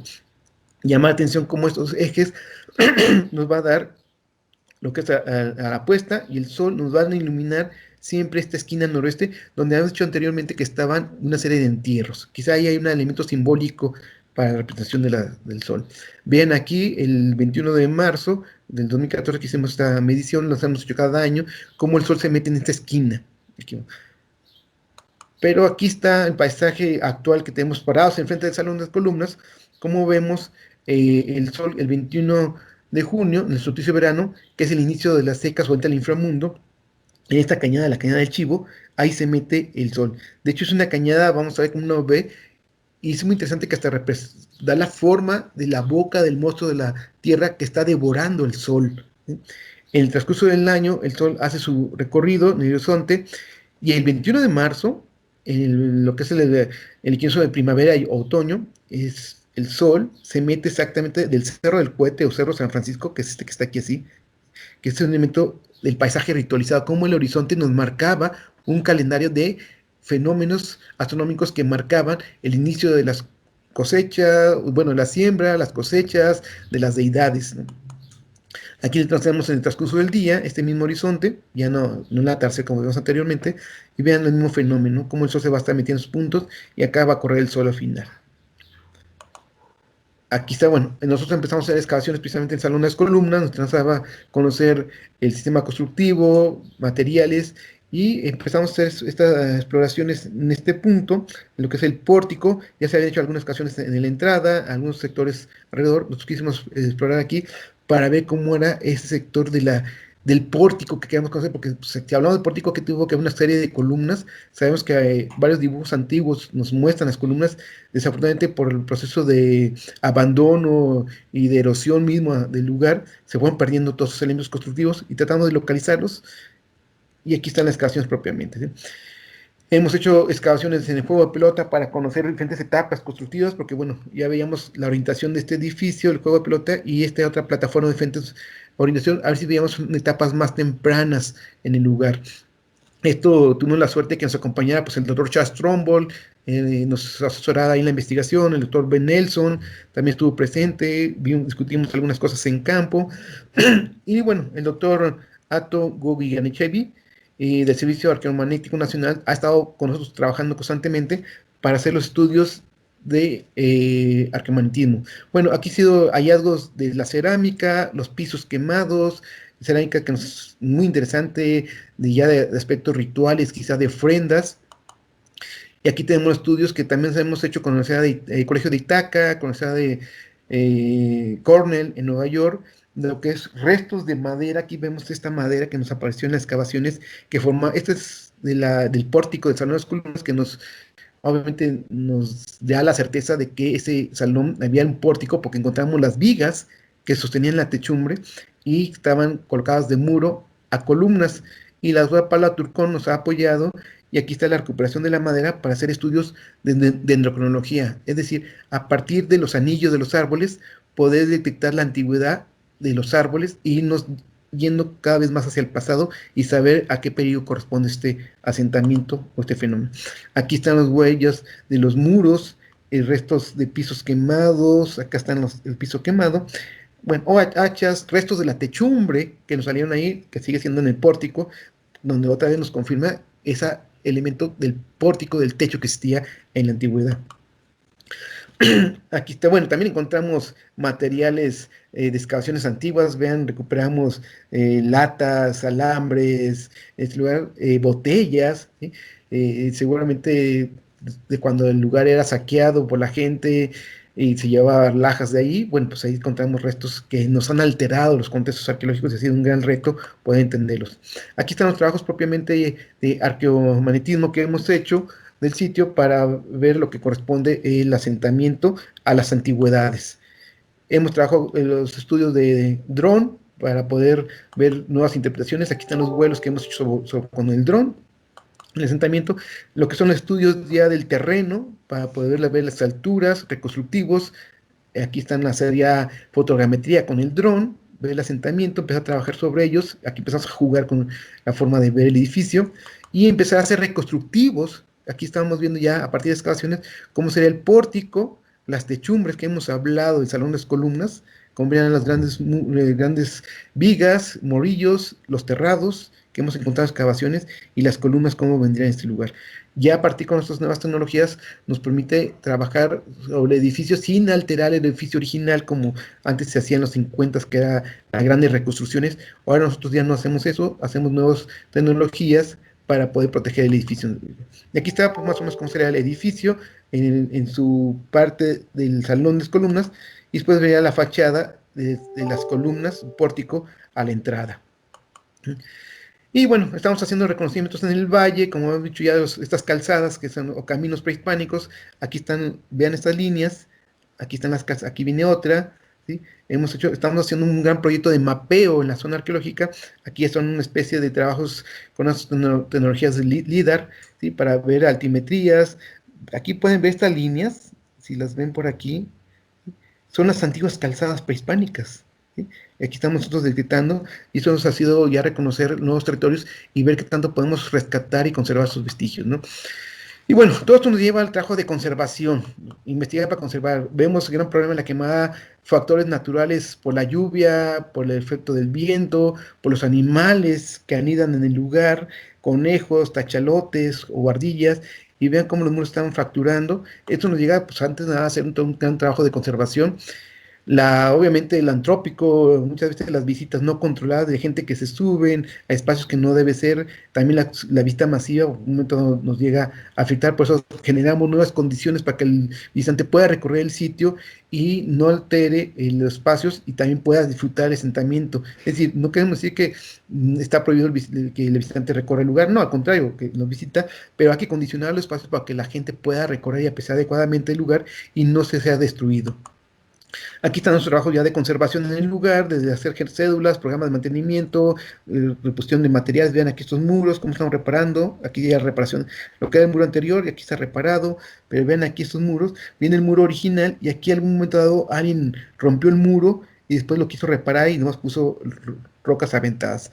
Vean el salón de las columnas, como en su momento, pues algunos arqueólogos como se acostumbraba en los años 50, 40, pues se colocaba cemento. Aquí tenemos unas grandes capas de cemento que hoy en día hay que tratar de reparar esos errores del pasado. Hemos hecho escaneo sobre el edificio, ya dijimos los drones, nuevas tecnologías, pues bueno, estamos escaneando los edificios para ver los modelos tridimensionales para no alterar tanto el edificio original y poder trabajar previo en esos modelos digitales. Y un registro sobre diferentes líquenes que nos afectan en el asentamiento, que se dan sobre los muros y la fauna, ¿no? Es el monitoreo que permanente se hace en el sitio para mantenerlo en buen estado. Esos son los trabajos de restauración que hemos hecho en el edificio, reparar algunos conjuntos arquitectónicos para que gente pueda acceder de manera adecuada, ¿sí? Estos son las escalinatas, cómo se ven en cada uno de los lugares, el estudio que hacemos de los conjuntos, vean, aquí están los escalones y cómo desaparecieron algunos que originalmente deberían. Y en este lugar, bueno, colocamos los escalones originales y aquí lo dejamos tal y como encontramos, pero colocamos algunas maderas para que la gente tenga una circulación más accesible en el lugar. Aquí están las excavaciones que encontramos, que nos permitieron ver los arranques, los escalones originales, cómo vienen. Aquí vean, suben los escalones y cómo vendrían los siguientes escalones, que hasta aquí llegaría, ¿no? Lo que vemos exactamente es el núcleo del edificio. Ahora, ¿sí? Y bueno, creo que con eso hemos terminado lo que es el centro de la quemada. Si algún día nos pueden acompañar, nos esperamos por este lugar en Zacatecas. El sitio es muy interesante y más aún esperemos pronto poder abrir ya el museo que durante muchos años estuvo esperando. Lo íbamos a abrir este año el 20 de marzo. Desafortunadamente cayó esta situación de la pandemia y tenemos suspendidos, pero ya pronto los veremos por ese asentamiento. Muchas gracias. Muchas gracias, Carlitos. Muchas gracias. Bueno, hace 2 años, 3 años hicimos un recorrido porque había, sí, está bien. Gracias, Carlos. Había un Okay. recorrido nocturno a la quemada y decidimos hacer uno de los recorridos que hacemos acá en el proyecto cultural a la quemada. Y fue muy interesante porque bueno, todo eso que vieron ahorita nosotros disfrutamos en la noche, viendo una explicación del cosmos, ¿no? Con algunas personas que nos dieron una explicación ahí del cosmos, muy Ajá. interesante, muy interesante. Entonces, yo creo que ya lo dejaron de hacer, no sé, pero bueno, ahorita nos platicará Carlos. Pero es muy interesante, el lugar es muy grande, de hecho es muy difícil recorrerlo todo en un solo día, porque sí es muy grande, ¿no? Sí está muy grande. En un solo día necesita uno llegar desde las 9 y acabar a las 6 de la tarde, yo creo, porque en verdad sí es muy grande. Entonces, la recomendación es que en 2 días se puede visitar perfectamente bien. Y bueno, aquí está el experto, quien ha estado al frente de la quemada desde hace 5 años y con un trabajo, en verdad, para mí, muy bueno, extraordinario, Gracias. porque no se había hecho tanto por la quemada como lo ha hecho Carlos, en verdad, o sea, y no es guayabazo, porque no soy de... Pero la neta, en los 5 años que lleva Carlos, sí se ha hecho un trabajo muy bueno en la quemada, ¿no? Y bueno, ya falta cuestión del Estado, igual que acá en Guanajuato, ¿no? Ahí las abren y ahí luego las dejan, ¿no? Acá Sí, en el Estado de exactamente. Guanajuato son peor porque ellos son los que las administran. Allá siquiera todavía sigue el INA administrándolas. El problema es, acá en Guanajuato, no, o sea, ya están prácticamente, si no abandonadas, pues ya andan por ahí, ¿no? O sea, ya no les importó, creyeron que iba a ser un buen negocio, nunca entendieron que era más el asunto de conocimiento, de exploración, de investigación, que hacer negocio, ¿no? Entonces, Claro. aquí sí, acá, digo, se nota, no hay publicidad, no hay nada, ¿no? Entonces, yo sí felicito a Carlos por ese trabajo que ha hecho, en verdad, es un trabajo muy decente. Entonces, por ahí tienes algunas Ok. preguntas por aquí arriba, donde hay unas fotos, dice, si el sol se veía desde el pórtico, ¿sí ya la viste? ¿En el chat? No, no la he visto. Apenas estoy abriendo esto. A ver, dímelas, por favor. Dice, si el sol se veía desde el pórtico, entonces el sitio tenía techo, como respetando la entrada para el sol. Esa es una. Luego ella misma dice, ¿hay algún resto de pinturas? ¿Hubo cerámica? Son 3 preguntas en una, pues. Ok. Mira, efectivamente, es un espacio techado. Habíamos dicho el Salón de las Columnas es un espacio completamente techado.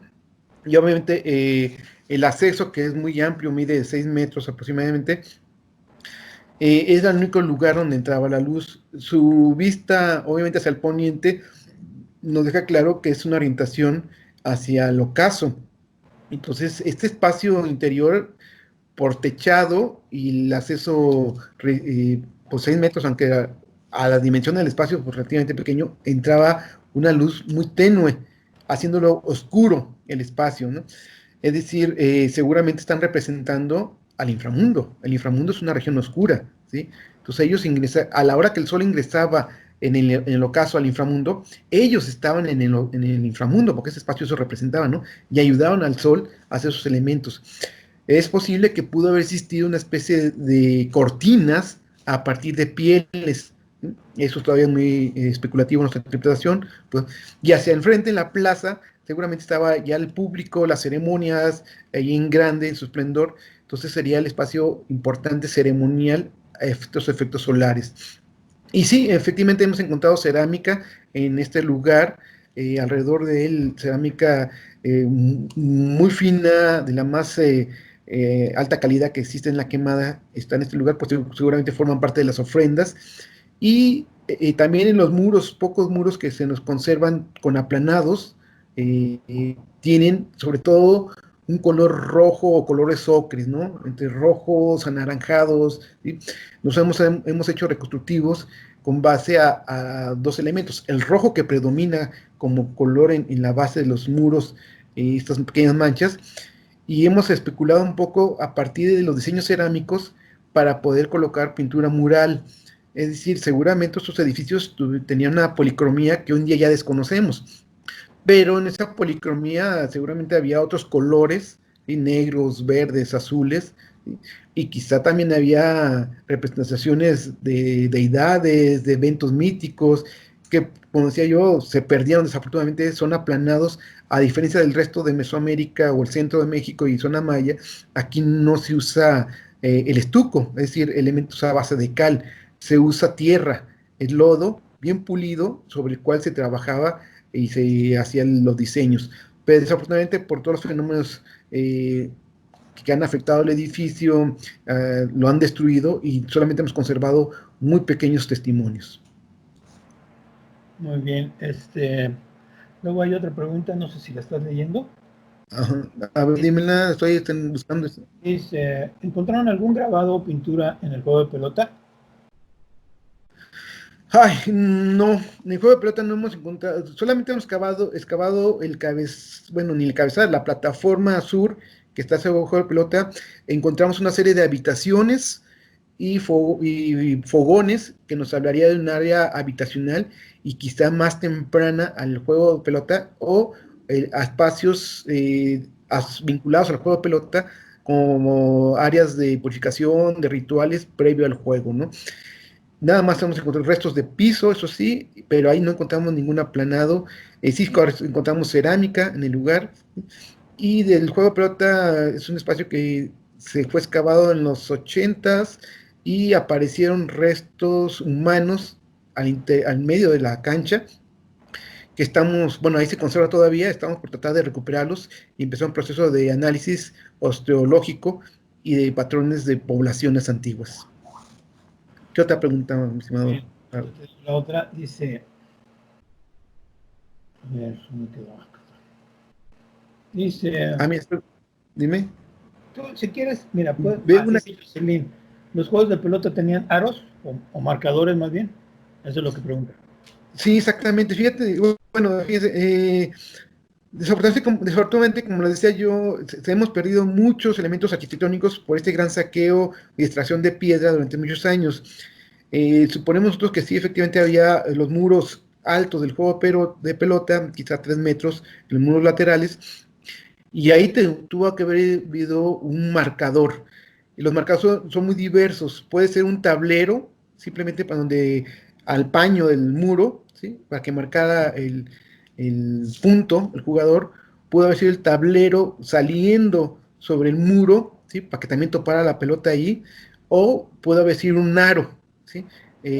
No tenemos presencia de aros en el sitio. Hemos encontrado algunos, bueno, sitios vecinos. En el Teul solamente aparecen los tableros, ¿sí? No aparecen aros en esta región propiamente, ¿sí? Pero en la quemada, desafortunadamente, ese elemento no lo tenemos localizado todavía arqueológicamente.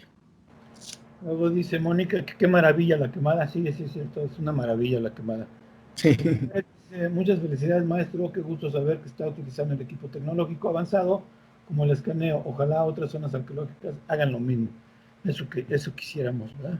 Sí, exactamente. Eso quisiéramos que todo fuera así. Sería ideal, pero no siempre, ¿no? Acá tienes a dos universidades, ¿no? Metidas ahorita.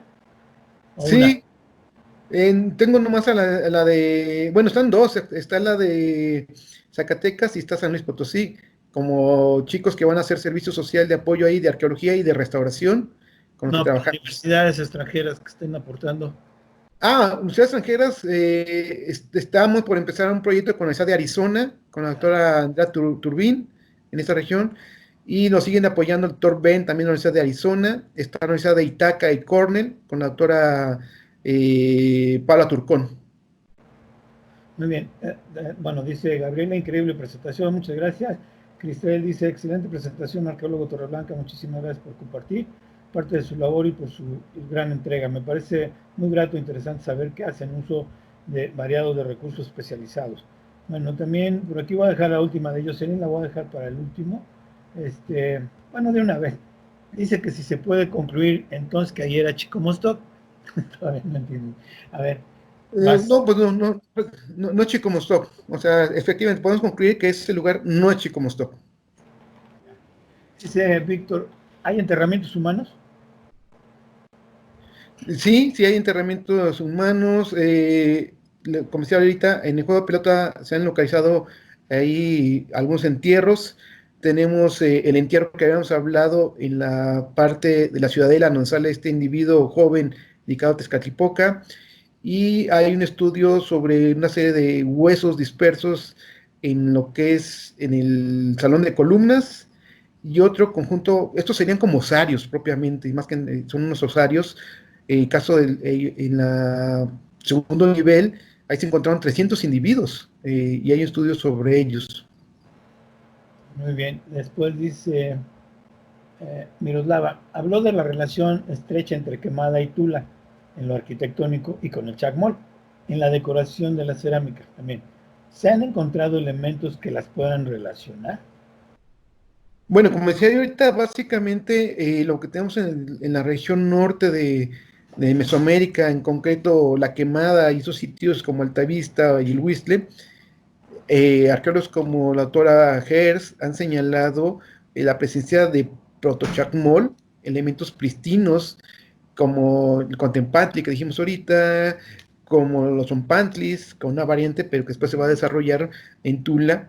Esos serían los elementos que estamos hablando de vinculaciones con Tula, de manera muy temprana en la región de la Quemada o región norte, que estos grupos cuando decaen migran al centro de México, seguramente llegan a Tula y ellos aportan estos elementos, como seguramente otros grupos que fundan Tula, que son parte de esta sociedad pluriétnica, pues contribuyen y generan esta tradición del centro de México de los toltecas, ¿no? Dice Jocelyn que muchas gracias. Dice Jolín, felicidades, me encantó su presentación. Bella zona arqueológica, el redondeo de la pirámide votiva es quizá parecida a Uxmal. No, no, en la pirámide votiva, solamente una Micrófonos, por favor. sobre algo, ¿verdad? Ok, gracias. Decía, el caso de la pirámide votiva, en los 50 hubo una restauración que quedó, vamos a decir, incompleta, aunque el arqueólogo en su momento dice que cuando la levantó, a él le pidieron que nomás le diera estabilidad y lo deja hasta el escalón 10º, lo que hace ver hoy en día que parece ser una plataforma y luego la pirámide, cuando en realidad era una sola pirámide de un cuerpo, y es un cuerpo piramidal, con sus vértices a los lados, no tan redondeada como Usmal. Entonces sería muy diferente a Usmal, no correspondería. Luego dice, eh, ¿se encontró alguna iconografía de la zona? Sí, bueno, hay una iconografía muy compleja en la cerámica, sobre todo, que se ha trabajado muy poco o casi nada, pero sí vemos elementos sobre todo predominan aves, animales de inframundos, cuestiones de pieles de serpiente, que creo que todavía falta mucho por estudiar. Otros elementos que sí se han trabajado un poco más a profundidad serían las representaciones de petrograbados. En el sitio hay una serie de conjuntos rupestres, sobre todo en la parte sur, que también es muy interesante la distribución de estos petrograbados y los motivos. Estamos hablando del predominio de serpientes en el lugar, y la serpiente puede estar aludiendo a factores de tiempo. Otros elementos que aparecen son grupos de puntos, y los puntos es bien interesante porque se agrupan en numerales, y estos numerales vamos a encontrar el número 8, el número 5, el 20, que hacen alusión a calendarios prehispánicos, ¿no? Pero aún los trabajos iconográficos siguen pendientes. Bien, tengo aquí una que dice, estaría muy buena una ponencia sobre la tradición mortuoria en la quemada. Sí, habría que trabajar ese elemento ¿No? con Habría que mucho tocarlo muy a fondo, claro. Y por último dice, un mero comentario. Visité la quemada hace 35 años, bueno, pues hace poco. gusto. Hizo un par de columnas. Unas personas del lugar me dijeron que solo había esas piedrotas. Estoy sorprendida del gran trabajo que han hecho. Voy a regresar. Gracias. Y es Silvia. Y bueno, pues sí, Silvia, la verdad sí vale la pena regresar. Hay que se lo diga aquí. Sí vale la pena, ¿no? Sí, Regresar a sí. 35 años, pues claro que vale la pena, ¿no? Luego otra, Claudia Michetti dice, muchas gracias, maestro. Hay alguien escribiendo, ya nomás será la última. Ok. No sé si quieras agregar algo más, si tienes algo que agregar. Sí se están haciendo las noches estas ahí en las noches de astronómicas, que están. Sí, sí, exactamente. Se llama Arqueología Sideral, el recorrido. Se está haciendo con una agencia de viajes de Zacatecas, y en particular este proyecto lo lleva la Secretaría de Turismo del Estado de Zacatecas. Es efectivamente, como tú decías, es un recorrido nocturno. Se da la visita en el atardecer, se recorre el sitio todavía con luz, ya toene de la tarde, que es una excelente vista, ver el sol cómo se pierde en el horizonte. Se representa el recorrido de manera teatralizada, donde aparecen estos exploradores que hablamos del siglo XIX. Ahí aparece una persona caracterizando a Carl de Verges, y le explica lo que él fue a hacer ahí a la quemada. Luego aparece más adelante una chica a manera indígena tratando de explicar lo que es la población que vive en la región, y en la parte superior aparece un sacerdote, el cual explica cómo viven la élite en la quemada. Baja uno solamente se camina el primero y segundo nivel, baja uno de regreso hacia lo que es la plaza del frente de San las Columnas. Ya este momento ya está atardeciendo, ya está oscureciendo. Hace el recorrido al interior de San las Columnas, se aprovecha el momento todavía para sacarse fotos, y luego se empieza a colocar la gente sobre la plaza, se colocan una lona, se acuesta, se ponen unos antifaces para que ya los ojos se empiecen a adaptarse a la oscuridad. También se da un poco de tiempo para que ya el sol completamente se pierda y empiece a caer la oscuridad, y aparezcan los astros. Y un grupo de astrónomos del Consejo Zacatecano de Ciencia y Tecnología explican la bóveda celeste. Y al final de hacerse la explicación de la bóveda celeste, la gente regresa al museo, y había una pequeña cena con comida tradicional zacatecana, que son condoches y café de olla, básicamente. Ese es el recorrido que se hace. Ahorita pues está suspendido por todos estos eventos de la pandemia, ¿no? Pero el recorrido sigue haciéndose. Pero normalmente debería ser en la otra época, cuando se ajusta el horario, porque ahorita no se podría, porque si a las 9 de la noche todavía tenemos sol, es muy complicado, ¿no? No, Pero bueno, es que el horario es diverso. en octubre. Sí, hay factores, por ejemplo, hay elementos como el horario, se recorren, en invierno oscurece más temprano, entonces el recorrido es a las 7, 8, no sé, 6 están llegando, pero en verano, en primavera, el recorrido empieza a las 8, 9 de la noche, o sea, para así buscar esa hora de Acabar la a la oscuridad. 1 de la mañana, ¿no? Sí. Sí, el gran problema muchas veces es cuando hay luna llena, porque cuando hay luna llena, pues no deja ver los demás astros, ¿no? Fíjate que cuando yo fui me tocó luna llena y de todas maneras fue un espectáculo precioso y de todas maneras pudimos ver la bóveda celeste. Ah, qué bueno, Sí, sí, sí, sí. y una luna y una preciosa. Bueno, Exacto. dice Marta, la esposa de Gamboa, Ah, te manda a saludar y que están en un rescate y que, bueno, que han estado perdiendo la señal. Dice ok. Luis, no, a ver, espérame, luego dice, a ver, Me encantaría hacer ese recorrido, dice Elizabeth. Sí, es muy bonito. Dice Luis Gamboa que tuvo una anécdota con el peyote que venden los pichones. Después de ponerse en las piernas, se fue a la quemada y le, afectó, y le afectó. Llegó a la ciudadela y ya no pudo bajar, pero fue una calma y perspectiva visual impactante. Sí, ¿para qué se ponen peyote? Aunque sea en los pies, ¿no? ¿No? Es sagrado, ya les dije, es sagrado. No es nomás experimentar. Ni modo, Luis, así pasó. ¿No? A ver qué le comentas tú, Carlitos. No, pues bueno, el peyote y la quemada hay una asociación fuerte porque, bueno, durante mucho tiempo era el paso de los huicholes en la región. Ellos hacían una ceremonia en su momento en la quemada. Desafortunadamente hubo un incidente porque hicieron acamparon, ahora acamparon y se generó un incendio en el lugar. Eso generó que, bueno, se les prohibía ya la entrada, pero además, este grupo que iba, pues más que la ceremonia huichola, era un grupo ya New Age, New que Age. sí, sí, entonces se descompuso Neopachecos, esto. neopachecos, les digo yo. Sí, y además estas cuestiones, y ya no era la ceremonia o la parte ritual verdaderamente huichola, ¿no? Entonces, por eso se canceló este tipo de recorridos ahí por parte de estos grupos, ¿no? Bien, ya, Más. tenemos al arquitecto Ferreira, que es quien va a estar el próximo martes y jueves Ajá. platicando. Tiene una empresa que está haciendo modelos tridimensionales de todas las zonas arqueológicas. Le están quedando muy chidas, ¿no? Dice que te Sí, van a felicitar por las reconstrucciones virtuales que publicaron hace unos días sobre la quemada, eh, que es una de las formas más efectivas de llegar a las nuevas generaciones. Te manda a saludar también. Estará por aquí el próximo martes y para jueves, ver. presentando su trabajo, ¿no? Me Sí, sí, interesó mucho. hemos hablado, fíjate, hemos hablado él y yo alguna vez, hemos intentado hacer proyectos de manera conjunta, ojalá un día lo podamos realizar, arquitecto, será un gusto. Hemos tenido nosotros la oportunidad de trabajar con la Universidad de California, el arqueólogo Manuel Dueñas, que se ha especializado también en estas tecnologías. Ya tenemos estas reconstrucciones de varios edificios. Ahorita ya trabajamos muy a detalle, que fue la publicación en la revista de Arqueología Mexicana, el número anterior, el de marzo, en donde apareció el reconstructivo de Salón de las Columnas. Hacemos una breve explicación del sistema constructivo.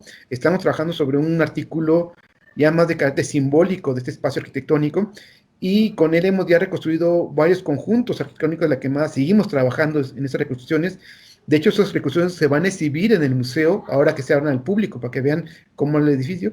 Y también les comentaré, yo sigo trabajando Cóporo, y ya estamos haciendo los reconstructivos de Cóporo también. Y bueno, tenemos la última. Fabián también es un arquitecto que es de acá de León. Dice, excelente plática, bastante información y gran uso de las nuevas tecnologías en el rescate de nuestra historia. Felicidades al ponente y al buen Carlín por tamaño espacio arqueológico digital que ha creado. ¿No? Bueno, gracias, Fabián. Y bueno, en verdad, yo sí estoy muy gustoso de que esté aquí, Carlitos. Lástima que más fue Gracias. una, pero si quieres otra, después vamos a hacer más, no te preocupes, para ir ahondando más en los temas. Lo vamos a hacer Excelente. permanente, este asunto lo vamos a hacer permanente porque creo que vale la pena, es un buen medio de que se acerque la gente. Tenemos ahorita gente de California viéndote, tenemos, la otra vez tuvo gente de Colombia, en fin, o sea, estamos creando esto para que se amplíe más el conocimiento de nuestras magnas culturas, ¿no? Por ahí puse una imagen contribuyendo a lo que estabas platicando acerca de la quemada y de todo esto. Entonces, nada más para que quede otra vez aquí, lo voy a poner. Ok, sí. ¿No? Que es como una línea de tiempo en donde Ah, estamos, sí, sí la vi. Sí, sí, sí, sí, ya la vi. para que se ubiquen dónde estamos platicando, ¿no? Muy bien, excelente. Sí, sí, eso es muy importante. Entonces, bueno, si ya no hay más preguntas, dice Carlitos que sigamos con la temática. Eso esperamos, Carlos, también. Claro que Es, sí. como siempre, un placer oírlo, arqueólogo Torreblanca. A mí no tanto, a mí no, pero más bien, al arqueólogo Torreblanca, más bien. Mónica y Ok. Basilio están escribiendo, te les contacto. A ver, vamos a ver qué dicen. Ya, bueno, Carlitos mandó ¿No, ¿No ves el chat? ¿Sí? ¿Sí ves el Sí, chat? sí, sí lo estoy viendo ya. Lo Ah, estoy ok. viendo Es que ya. hace rato no lo veías, ¿verdad? Sí, Sí, por eso. no. José y Mónica están escribiendo bien. Entonces, bueno, somos pocos pero muy interesados, pocos pero bien peinados, decía un amigo. Este, Exacto. Con eso más que suficiente. Muchas gracias a todos por estar aquí. Les iba a compartir, para que no me vaya, porque ayer les dije que les iba a compartir el libro de Kirchhoff, pero hoy sí no me voy a ir sin compartirles algo que hicimos Carlos y yo hace 9 años, 9 años, Carlitos, que hicimos ese artículo. Sí. Entonces, Fíjate, a 9 años. Quiero compartírselo porque fue publicado en una revista de la Universidad de Guanajuato y bueno, pues es algo que para mí vale mucho porque es un artículo coescrito con Torreblanca y bueno, ahí está. Quien lo quiera leer, quien lo quiera obtener, pues ahí está. No sé si tú lo tenías, yo te lo había mandado alguna vez, Carlos, pero Sí, si no sí, va, lo tengo, sí. ¿lo tienes? Pues ahí está. Sí, gracias, sí, lo tengo. Eh, Dice que gracias por la buena música en la mañana. Pues trato de buscar Sí. algo relajante para que Ajá. estén así tranquilos antes de entrar, mientras están tomando su café o su té o su leche o comiéndose un sándwich. Eso es lo que tratamos, que sea algo así tranquilo, que sea una plática, ¿no? Que sea algo bonito, ¿no? Saludos a todos, gracias. Nos vemos pues mañana, no se olviden, mañana estamos a las 10 de la mañana con Agustín Pimentel y nos va a hablar de la mutilación dentaria. Acuérdense que Agustín es miembro de tribu también y va a estar hablando de la mutilación dentaria como odontólogo que es también, aparte de arqueólogo. Entonces va a estar bastante agradable. Ya saben que Agustín es agradable. Muchas gracias, Carlitos. Fue muy amena, como siempre. No, Siempre pues gracias a ti. interesante la plática en los Un gusto estar diplomados. con ustedes y aquí seguimos apoyante. Gracias, canal. Muchas Sí. gracias. Nos vemos a todos. Nos vemos Hasta mañana. luego. Adiós. Voy a las 6, pero déjenme ponerles porque si no, también se me olvida. Todos los días de esta semana a las 6 va a ser la plática en la tarde. No se les olvide también. Aquí está, programa diario. Seguidores.